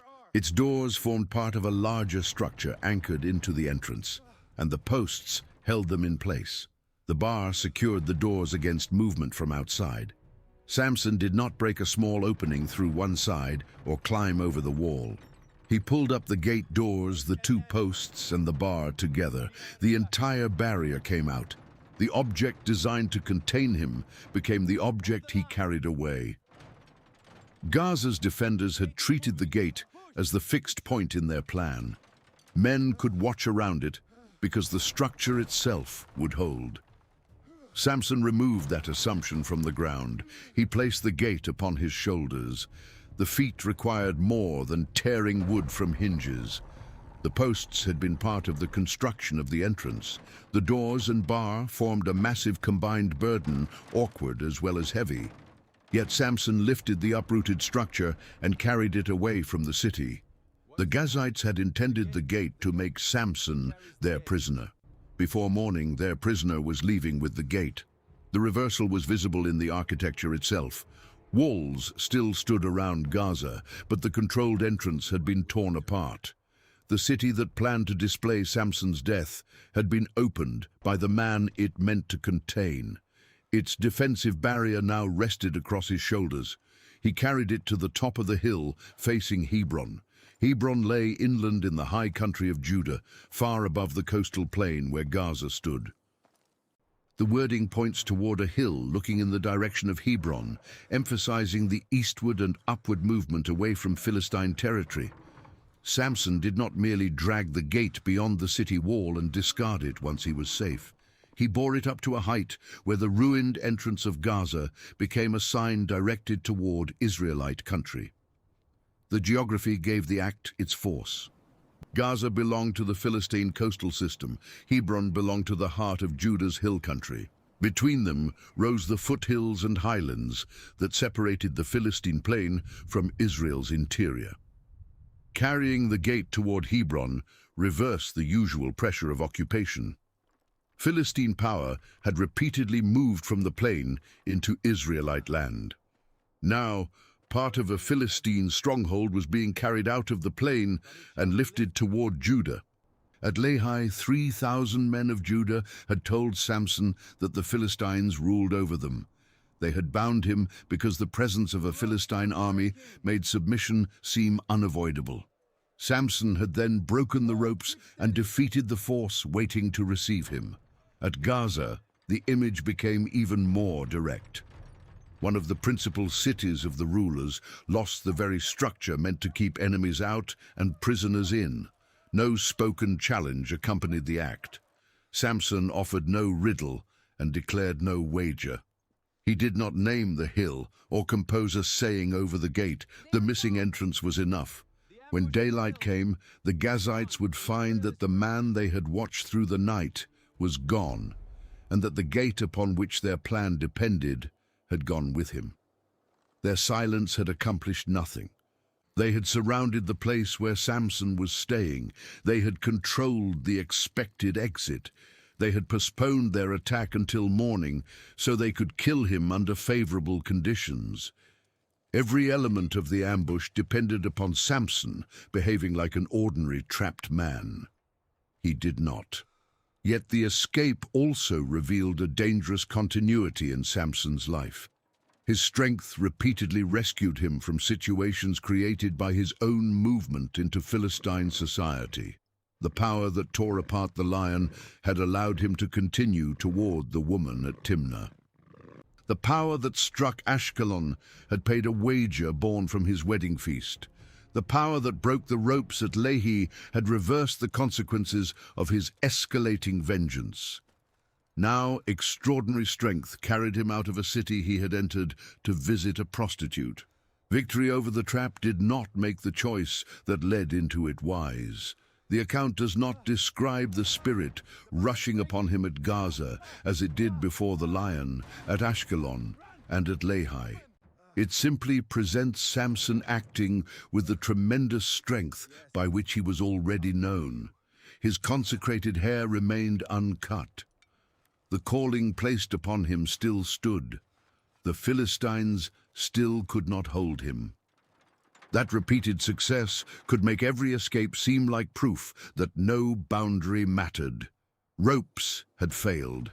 Armed companies had failed. A city wall and guarded gate had failed. Samson could enter the territory of his enemies alone, spend the night inside their stronghold, and leave carrying part of its defenses. Every attempt to seize him had enlarged his reputation and deepened Philistine humiliation. But his escapes were not changing the habits that carried him into danger. The man who judged Israel for 20 years remained isolated from Israel in the decisive moments of his conflict. He had no troops at Gaza and no companions to warn him that word of his presence was spreading. His strength allowed him to operate without the protections ordinary men required. He could enter alone, because until now he had always been able to leave alone. The gate made that confidence appear justified. It represented political order, military security, and control of movement. The Gazites had trusted it to turn their city into a prison. Samson treated it as something portable.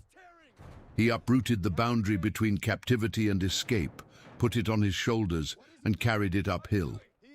For the Philistines, the humiliation reached beyond the men assigned to the ambush.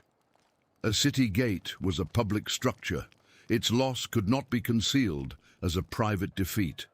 Residents, travelers, traders, guards, and rulers would all confront the open entrance. The damage announced that Samson had penetrated Gaza, survived a coordinated attempt on his life, and removed the object meant to secure the city against men like him.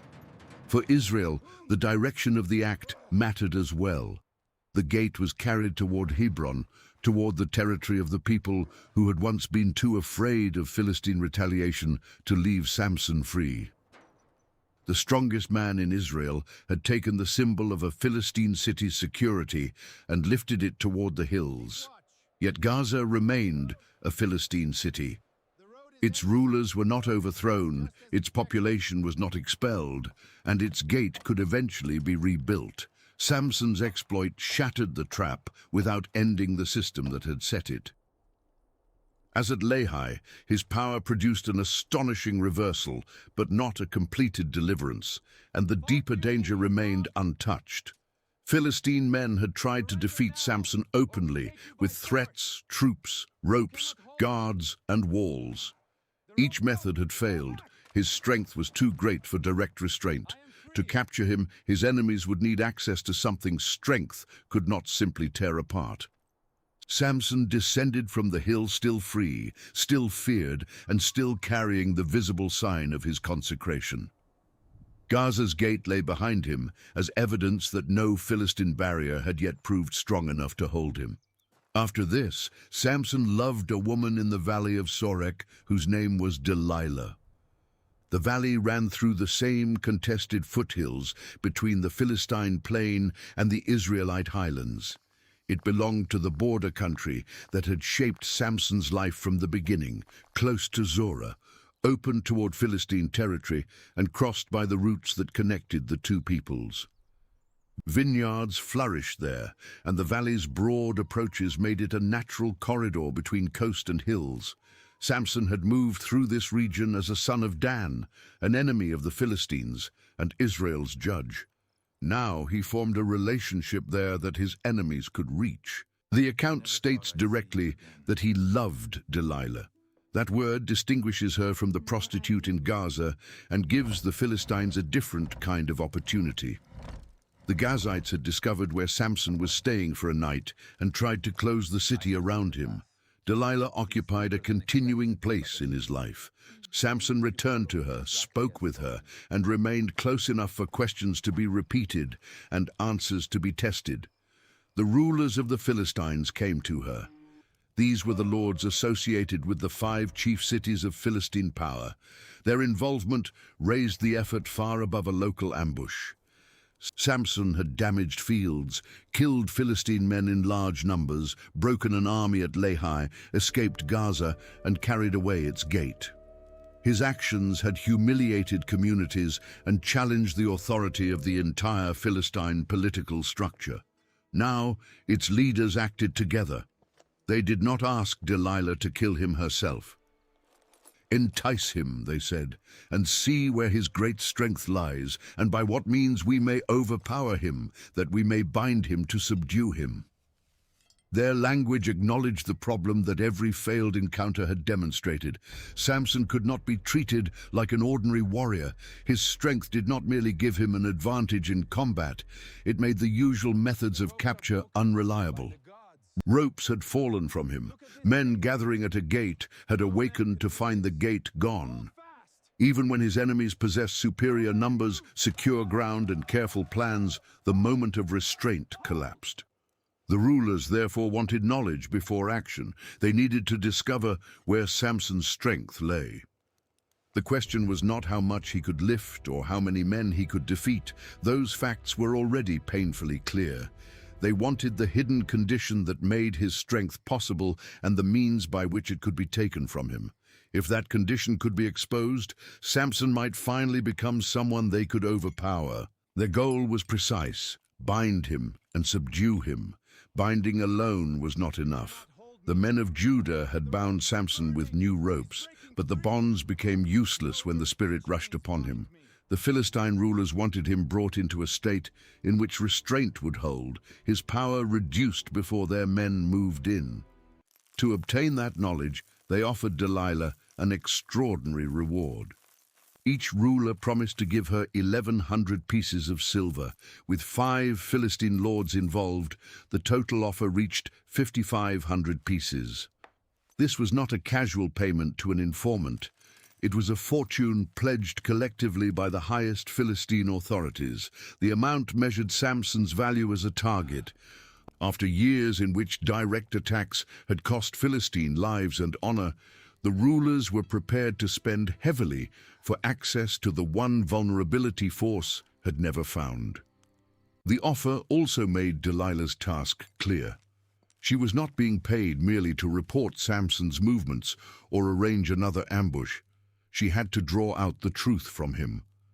The rulers believed that his affection gave her an opening unavailable to soldiers. The plan repeated an old strategy on a far greater scale. At Timnah, 30 companions had been unable to solve Samson's riddle and had turned to his wife. They threatened her until she pressed him for the answer.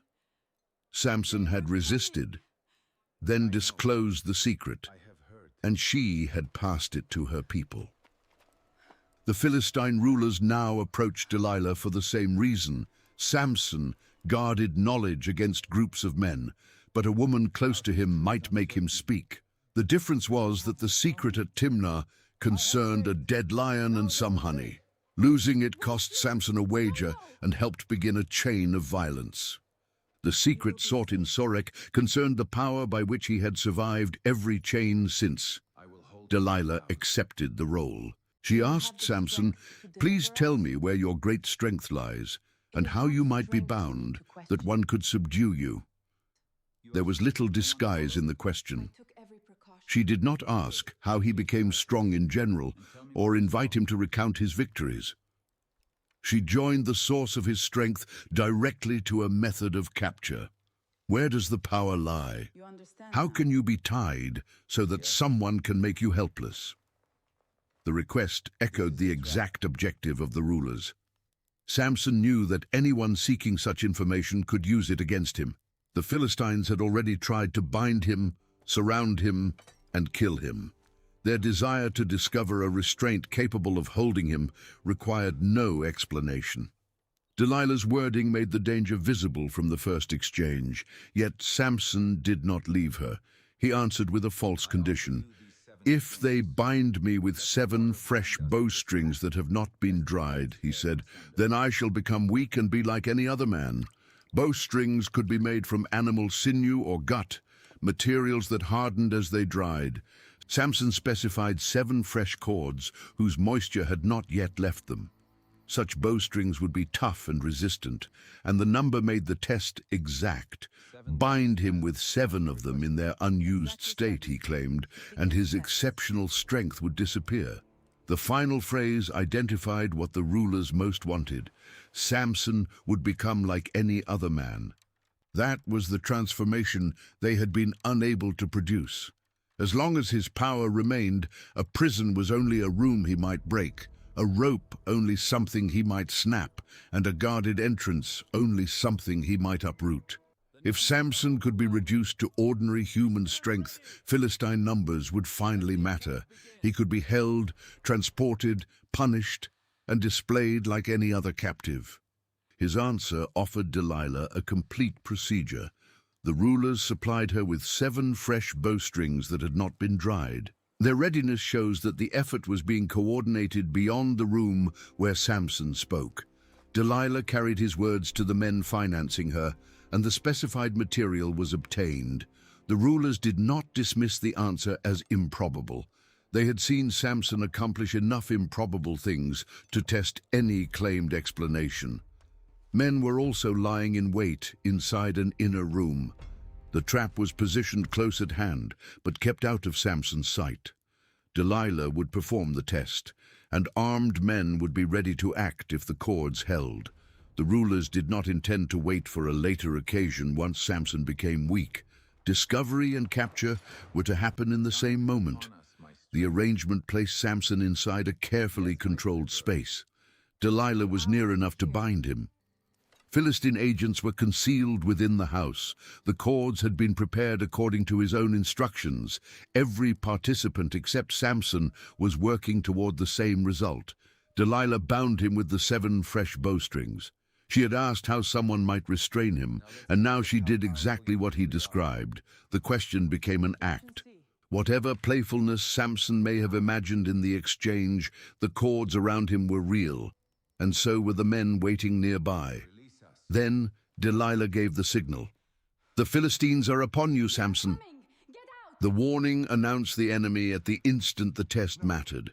If his answer had been true, the fresh cords would have reduced him to ordinary weakness, and the concealed men could have rushed from the inner room before he recovered. Delilah's voice joined deception and apparent alarm.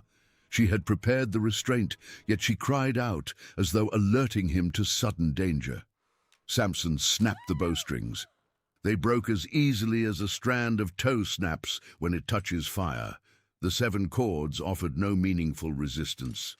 Before the men in hiding could overpower him, the supposed condition had failed. The image recalled the ropes at Lehi, though the circumstances were very different. There, Israelites had bound Samson openly after promising not to kill him, and the spirit rushed upon him when the Philistines shouted. Here, Delilah tied him in a private setting, while enemies hid nearby.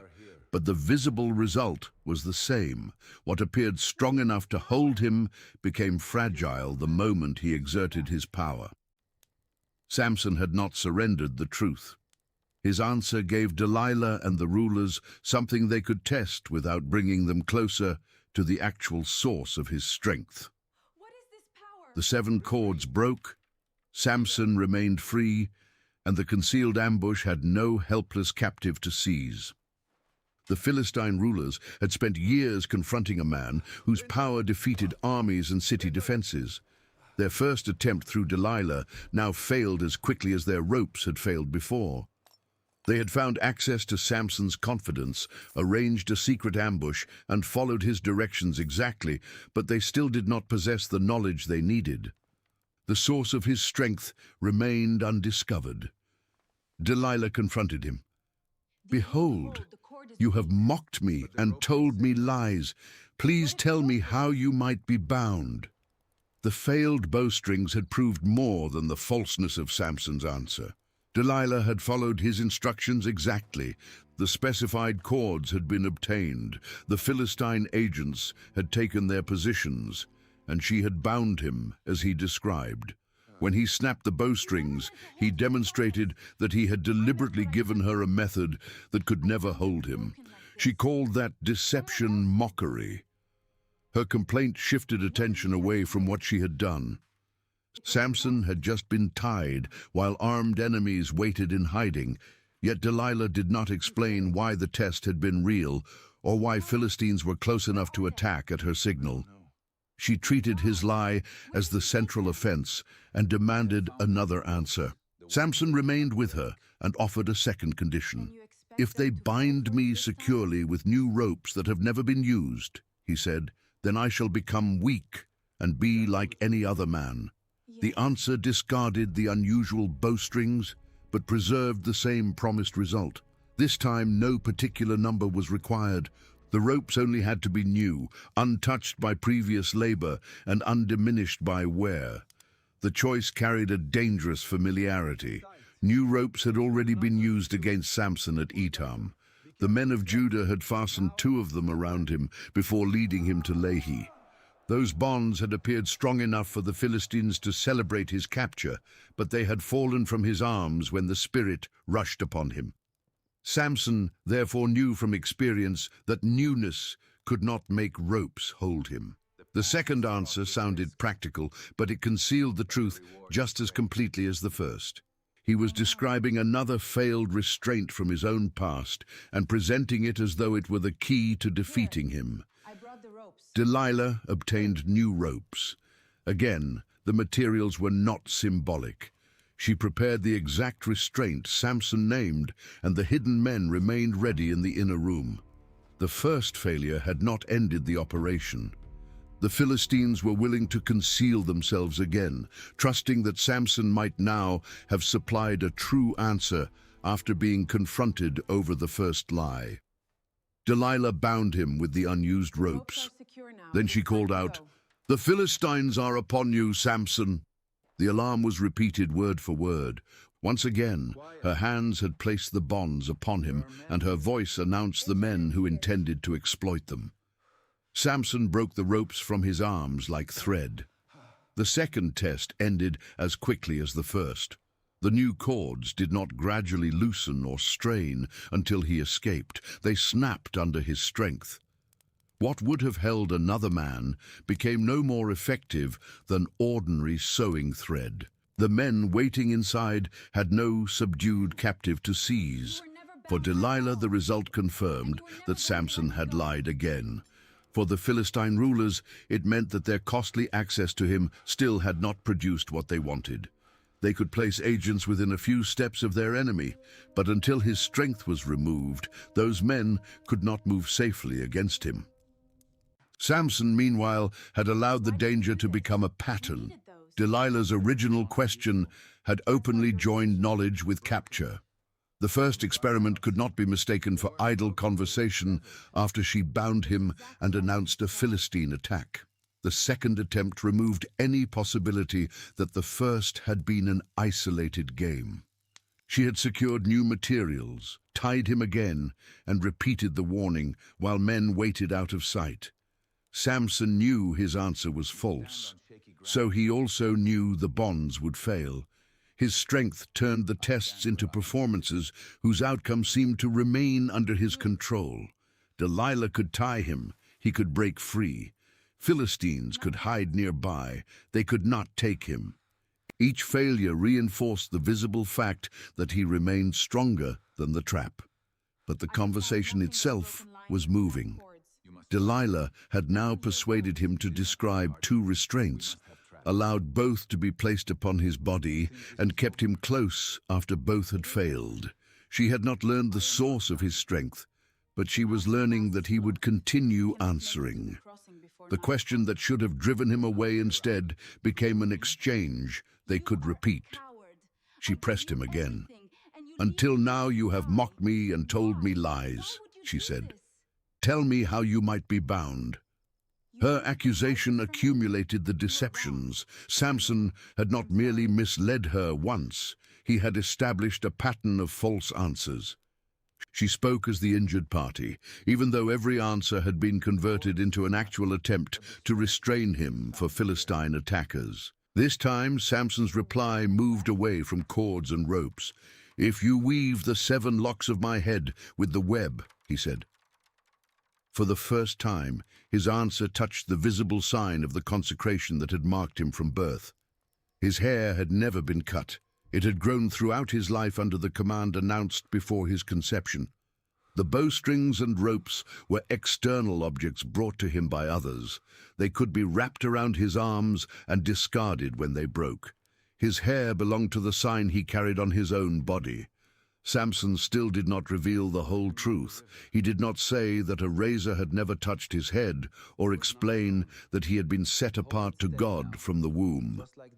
He offered another false procedure, weaving his 7 locks into the fabric of a loom. But the distance between the lie and the truth had narrowed. The number 7 gave the answer precision. Samson's hair was arranged in 7 locks, and these were to be interwoven with the threads stretched upon the loom.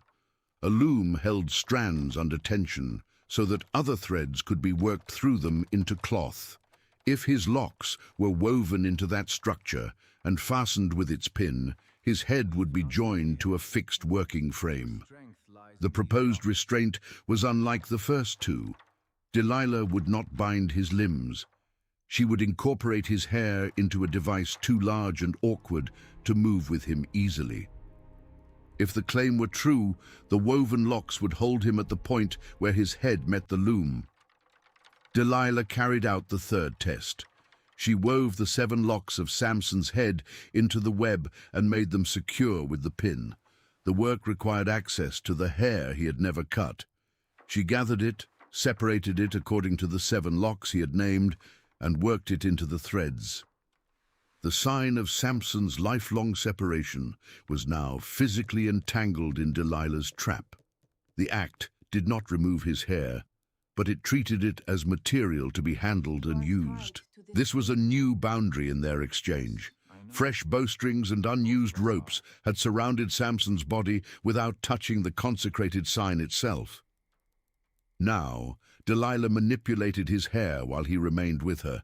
The secret was still protected in words, but the sign associated with it had entered the experiment. Again, the Philistine agents waited. Again, Delilah gave the alarm. "The Philistines are upon you, Samson." Samson awoke. He pulled away the loom's pin, the web, and the woven fabric with his hair. The device did not hold him. Instead of becoming weak, Samson tore free with part of the loom still entangled in his locks. The restraint meant to fix him in place came away with him, just as Gaza's gate had come away from the city built to hold it. The third answer had proved false, yet this failure was more dangerous than the others. Samson had allowed the test to reach his head. He had shown Delilah that his hair could be brought into the conversation and handled while he slept. The procedure he supplied did not weaken him, but it directed her attention toward the one feature of his appearance that his previous answers had left untouched. 3 times Delilah had asked how he could be subdued. 3 times Samson had given her an exact method. 3 times she had reproduced that method, placed him under its restraint, and cried that the Philistines were upon him. The evidence around him was consistent. Her questions served men waiting to capture him. The tests were becoming more intimate. The first cords had been supplied and wrapped around him. The second ropes had been tied securely to his arms. The third restraint had been woven into the hair on his head. Still, every attempt had ended with Samson free. That repeated escape preserved the illusion of control. He had lied, the restraints had failed, and the Philistines had remained unable to seize him. But Delilah had gained something with each round. She had discovered that Samson would remain after an ambush failed, permit another test, and answer the same dangerous question again. Now she had reached his hair. The physical trap had failed, but Delilah did not abandon the effort. She turned from testing Samson's answers to attacking the relationship itself, and the demand that had come in separate attempts began to close around him day after day. "How can you say, 'I love you,'" Delilah asked, "when your heart is not with me?" She now used Samson's own attachment as leverage. He loved her, but she argued that love without disclosure was false. The 3 failed restraints became evidence for her accusation. "You have mocked me these 3 times," she said, "and you have not told me where your great strength lies." Her demand had sharpened. She no longer asked only how he might be bound. She wanted the source itself, the hidden reality behind every broken cord, defeated army, and ruined trap. Samson's lies had protected that knowledge, but they had also given Delilah a grievance she could press without changing the dangerous purpose of her question. She pressed him with her words day after day. The persistence that had defeated him at the Timnah feast returned in a more dangerous form. His wife there had wept and pressed him until he disclosed the answer to a riddle. Delilah had more at stake, more time, and the backing of rulers who had offered her a fortune. She continued until her words wore him down. Samson's soul was troubled to the point of death. He had escaped every physical restraint placed upon him, yet repeated pressure was accomplishing what ropes could not. He could tear free from bowstrings, cords, and a loom. He could not bring this exchange to an end while remaining with Delilah and withholding the truth. He had already led her toward his hair. The final distance between deception and disclosure was now small enough to cross in a single conversation. Samson told her all his heart. "No razor has ever come upon my head," he said, "for I have been a Nazirite to God from my mother's womb." For the first time, he placed his strength inside the calling that preceded his birth. He did not describe an unusual physical property in his hair. He identified himself as one consecrated to God.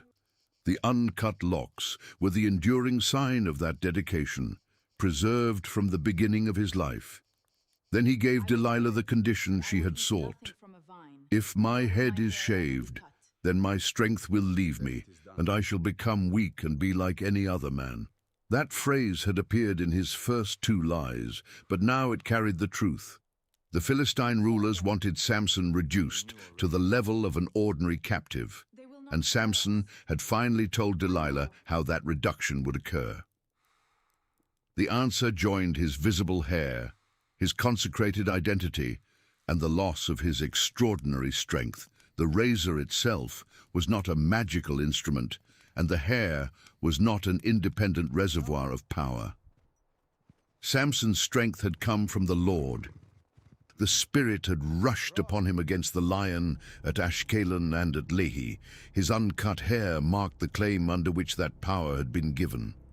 To remove it was to violate the sign of a consecration already strained throughout his life. The disclosure was therefore more than tactical information. Samson placed his God-given identity into the hands of a woman who had already tested every answer against him.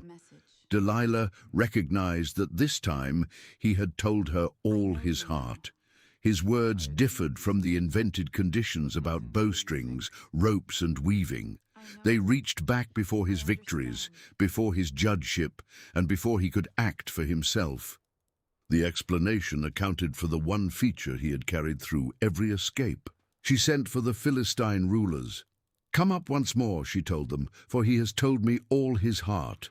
The rulers had already responded to several false reports and supplied the means to test them. Now Delilah asked them to return for a final attempt. Her confidence persuaded them. They came to her and brought the silver in their hands. The promised reward was no longer only an agreement. The rulers arrived carrying payment. Delilah had delivered what they believed to be the true vulnerability of their enemy, and they were ready to complete the exchange. Everything now depended upon placing Samson where the razor could reach him. Delilah made him sleep upon her knees.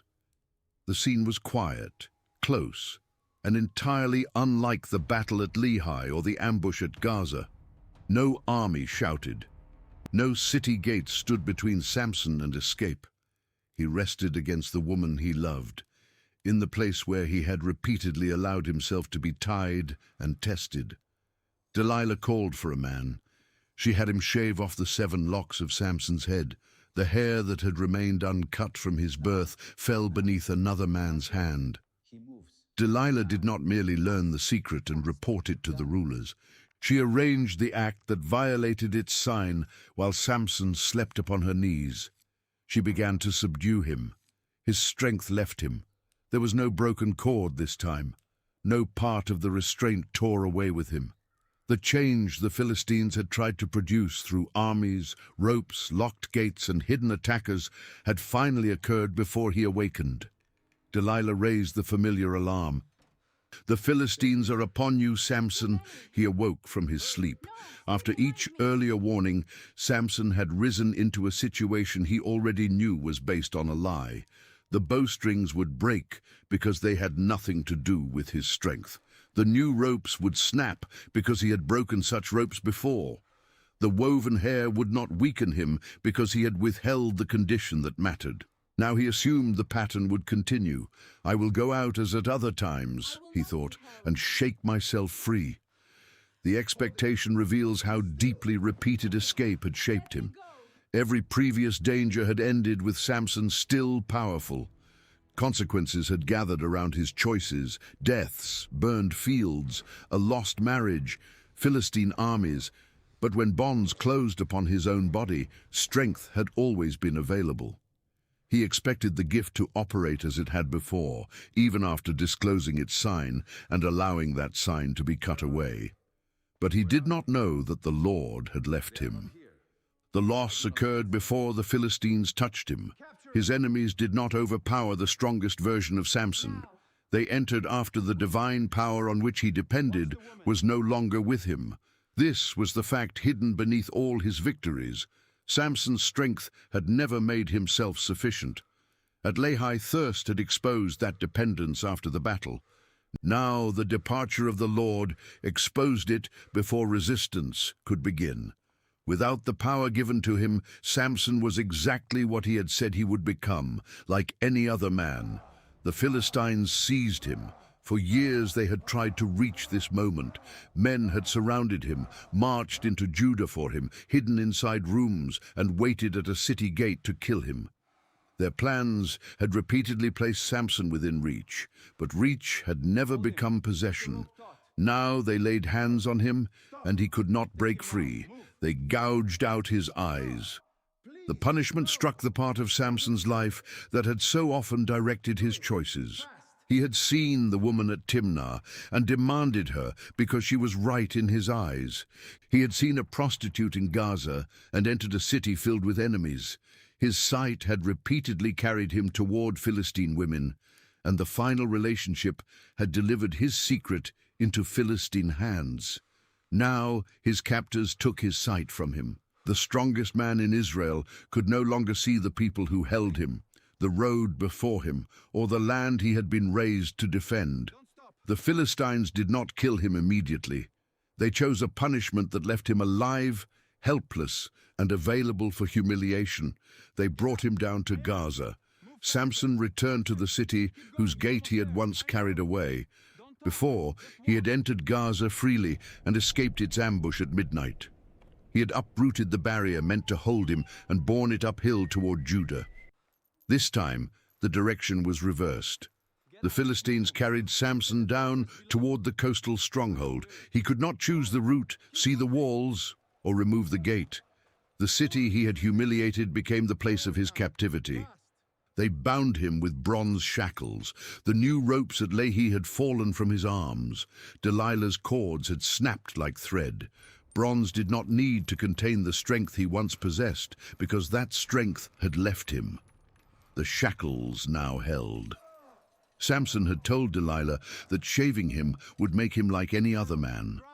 The Philistines made the comparison visible. They treated him as a defeated prisoner, controlled by restraints, guided by others, and confined within their power. Then they put him to work in the prison. Samson ground grain. Grinding was repetitive, exhausting labor. The man who had once destroyed Philistine crops now processed grain for his captors. He had burned their standing wheat and sheaves during the harvest conflict at Timnah. In Gaza, he was forced to turn the mechanism that reduced grain for use. The reversal reached across his entire public life. He had torn a lion apart with his hands. Those hands now pushed a prison mill. He had killed 1,000 men with the jawbone of a donkey. Now he performed work commonly assigned to animals or the lowest servants. He had carried Gaza's gate upon his shoulders. Now bronze shackles controlled his movement inside Gaza. He had judged Israel for 20 years. Now Philistines commanded his labor. He had moved alone through enemy territory because no trap could hold him. Now he walked within the limits set by his captors and could not see where they led. The rulers had achieved each element of the plan they gave Delilah. She had enticed him and discovered where his strength lay. They had overpowered him, bound him, and subdued him. The silver purchased what armies had failed to obtain. Samson had lost more than a contest. At Timnah, revealing a secret had cost him garments, his marriage, and peace between households. In Sorek, revealing his heart cost him the visible sign of his consecration. Once that sign was removed, strength, freedom, sight, and public power fell in rapid succession. The Philistines now possessed the man who had filled their cities with fear. Blind and shackled, Samson remained in the prison at Gaza, grinding grain for the enemies he had once made powerless to stop him. But the hair of Samson's head began to grow again after it had been shaved. The change was quiet and gradual. It did not break the bronze shackles or restore his sight. It did not open the prison or stop the grinding stone. Day after day, Samson remained under Philistine control, while the 7 locks began to return.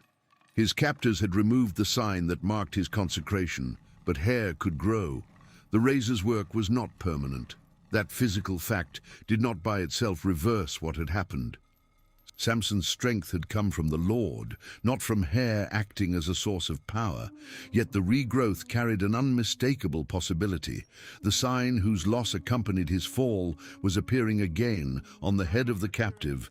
The Philistines believed they had permanently subdued. They had every reason to feel secure. Samson could not see. His movement was restricted, his labor served them. The man who once wandered through their territory and destroyed whatever restrained him was now confined in the city, where he had delivered one of their greatest humiliations. His capture transformed years of Philistine failure into a victory they could display. The rulers decided to celebrate that victory together. The lords of the Philistines gathered to offer a great sacrifice to Dagon, their god, and to rejoice. Dagon was honored among the Philistines as a major deity. A great sacrifice was therefore a public religious act, bringing political leaders and worshippers together before the god to whom they attributed their success. Samson's defeat would not be treated merely as the clever capture of a dangerous enemy. The rulers would interpret it as evidence that Dagon had acted for them. They declared, "Our God has given Samson, our enemy, into our hand." The claim reached beyond the prisoner in Gaza. Samson had not been an ordinary fugitive. He was the man whose strength had repeatedly shattered Philistine power, the Israelites set apart to begin deliverance from their rule. His conflict had carried an unavoidable religious meaning because his victories came through the power of the Lord. Now the Philistines reversed that meaning. They had seen Samson weakened, seized, blinded, bound, and put to labor. Their God, they concluded, had delivered the enemy whom they could never defeat through direct force. The rulers who had paid Delilah now brought sacrifices to Dagon.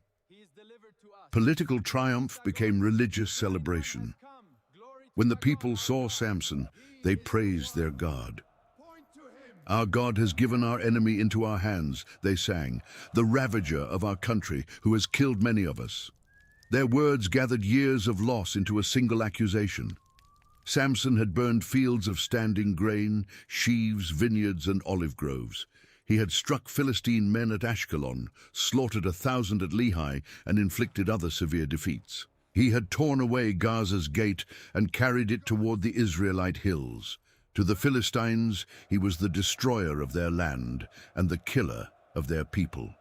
Now that destroyer was blind.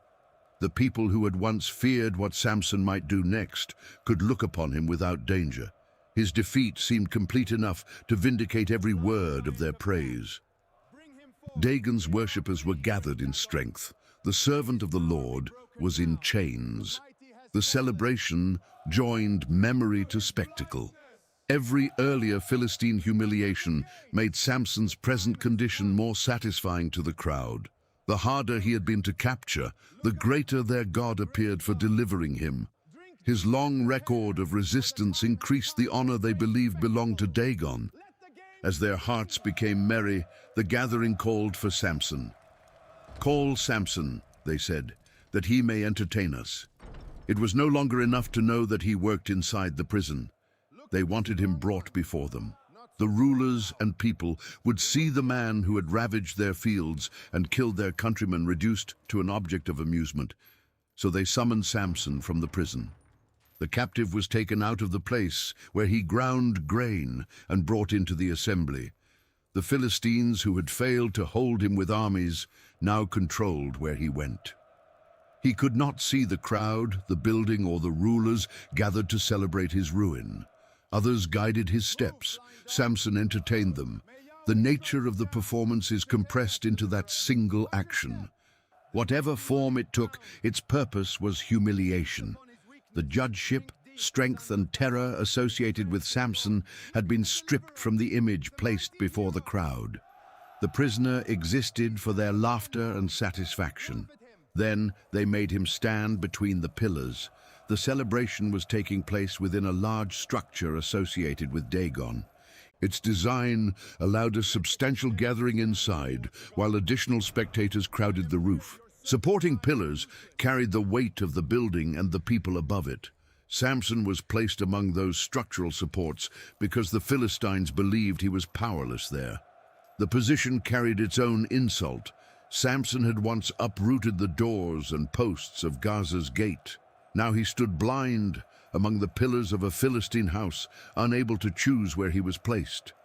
The city, whose entrance he had torn away, had brought him into one of its great public spaces and turned his body into part of the spectacle.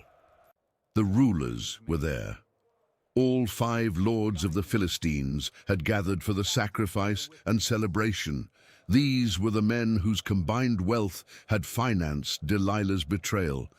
Each had promised 1,100 pieces of silver for the secret that would make Samson weak. They had received what they purchased, and now they sat together within the building as proof of their success. Men and women filled the house. The crowd extended beyond the interior. About 3,000 men and women stood on the roof, watching Samson perform. The number makes the scale of the gathering clear. This was no private banquet for a handful of officials. The triumph over Samson had drawn thousands into and above the building. Political leaders, worshippers, and spectators occupied the same structure, united in praise of Dagon and enjoyment of the captive. From their perspective, the arrangement was entirely safe. Samson had been brought from prison under control. His blindness prevented him from seeing a path of escape or choosing a target. His previous strength was gone. The rulers could gather within reach because the man who had killed so many of their people could no longer threaten them. The building itself reinforced that confidence. Walls, roof, pillars, guards, and the mass of the crowd belonged to Philistine order. Samson stood where they placed him. The celebration around him was intended to prove that the years of disorder he caused had ended. Yet the people filling the house were concentrating Philistine power in one place. The 5 rulers who coordinated the cities were together. Thousands crowded around them. The worship of Dagon supplied the occasion, Samson supplied the entertainment, and the building held them all. No Philistine force had ever willingly gathered so much of its leadership and population within Samson's immediate reach, while he remained strong.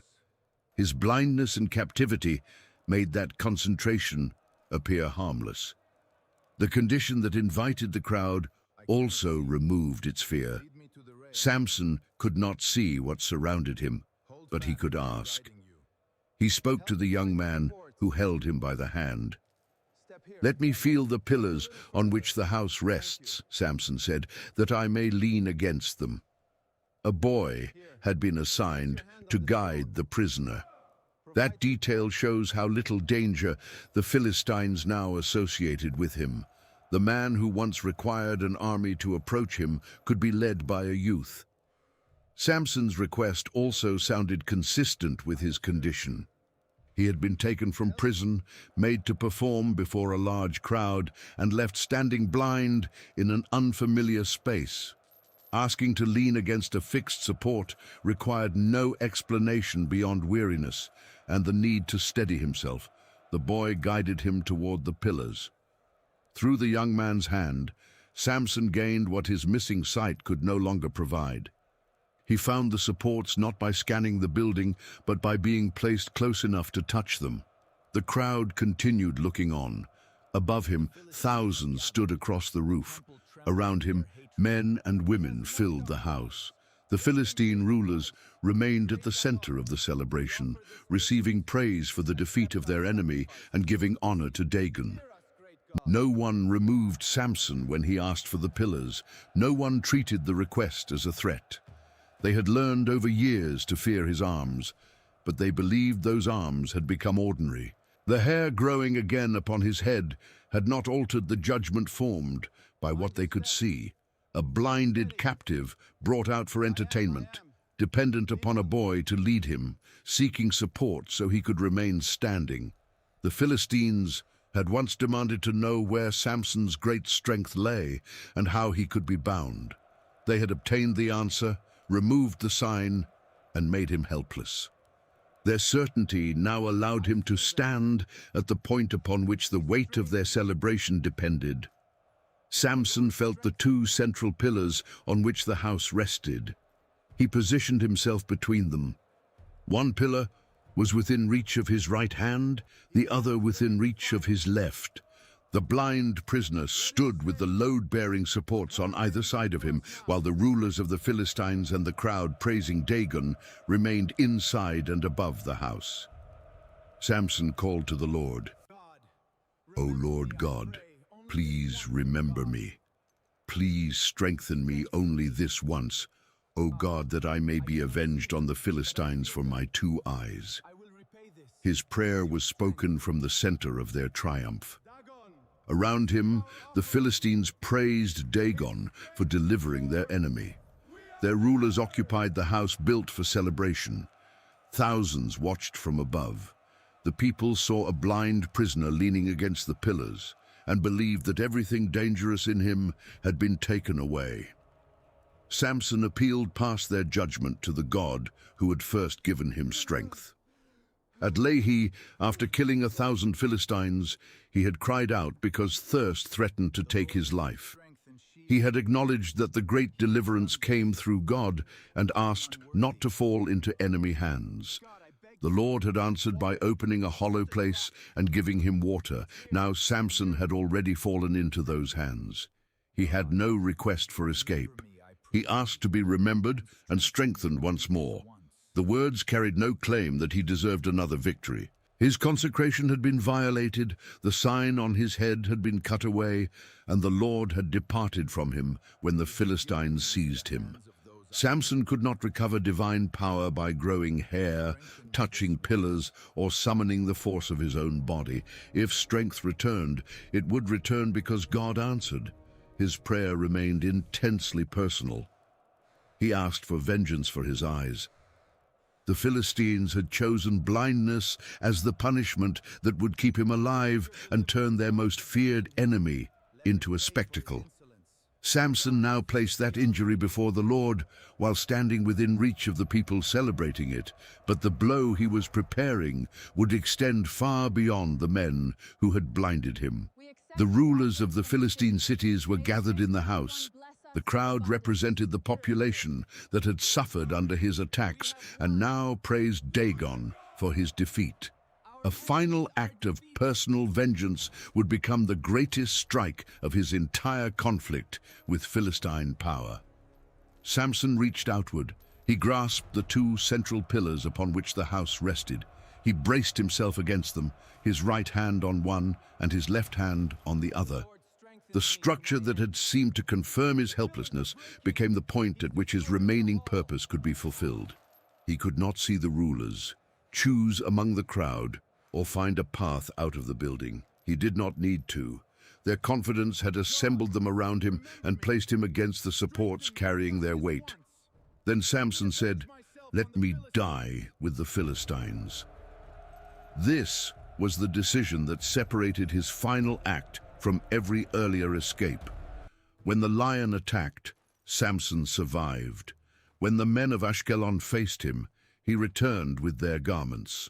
When Judah handed him over at Lehi, he broke the ropes and lived through the battle. When Gaza closed its gate, he tore the entrance from the city and carried it away. His strength had repeatedly delivered him from danger created by enemies, by his choices, or by both. There would be no escape from this blow. Samson accepted that the destruction he sought would fall upon him as well. He was not standing outside an enemy fortress with a weapon in his hand. He was beneath the same roof as the Philistines, between the supports that held it above all of them. If the pillars failed, the house would become his grave with theirs. He pushed with all his might. The strength for which he had prayed returned. Pressure moved through the central supports. The pillars shifted beneath the load of the building, and the thousands gathered upon it. The structure that had held rulers, worshippers, and spectators together began to fail. The house collapsed. The roof came down upon the Philistine lords and upon all the people inside. The crowded place of sacrifice, praise, and entertainment became the instrument of their destruction. Those standing above fell with it. Those gathered below were buried beneath it. The rulers who had financed Delilah's betrayal died in the ruin. They had paid to discover how Samson could be subdued and had succeeded. They had brought him into Gaza blind, fastened him in bronze, and placed him at a grinding stone. Their victory seemed so complete that they gathered together in the same building and brought Samson from prison to witness their celebration. That certainty killed them. The people had sung that Dagon had given Samson into their hands. Yet the captive placed in their midst called upon the Lord, received strength, and brought the house of celebration down around those praising another god for his defeat. The man who had once carried away Gaza's gate now destroyed a crowded house within Gaza itself. Samson died beneath it. So did the Philistines surrounding him. The dead whom he killed in his death were more than those he had killed during his life. That judgment gathers the scale of the final blow into one sentence. Samson had left 30 men dead at Ashkelon. He had inflicted a severe slaughter after the burning at Timnah. He had killed 1,000 at Lehi and struck the Philistines across years of conflict. Yet his death surpassed all those victories in the number it took. It also struck the enemy at a level his earlier acts had not reached. Burning fields damaged Philistine wealth. Killing soldiers broke forces sent against him. Removing Gaza's gate humiliated a city. Bringing down this house killed the assembled lords of the Philistines, along with a vast crowd gathered around them. The 5-city leadership that had acted together to capture him was destroyed together at the celebration of that capture. Samson's announced work had been to begin saving Israel from Philistine hands. His final act did not complete that deliverance. Philistine cities remained, their people continued, and their power would trouble Israel after Samson was gone. But the rulers who celebrated his ruin did not leave the house. His death tore a sudden gap into the political leadership of the occupying nation and inflicted a loss greater than anything he had achieved while free. There was no surviving victor standing amid the wreckage. Samson did not emerge carrying another gate. No water revived him after the collapse. The prayer for one final return of strength had been answered on the condition he himself accepted. "Let me die with the Philistines." The strongest man in the account reached his greatest destructive power at the moment he surrendered any hope of preserving his own life. News of the disaster reached his family. His brothers and all his father's household came down.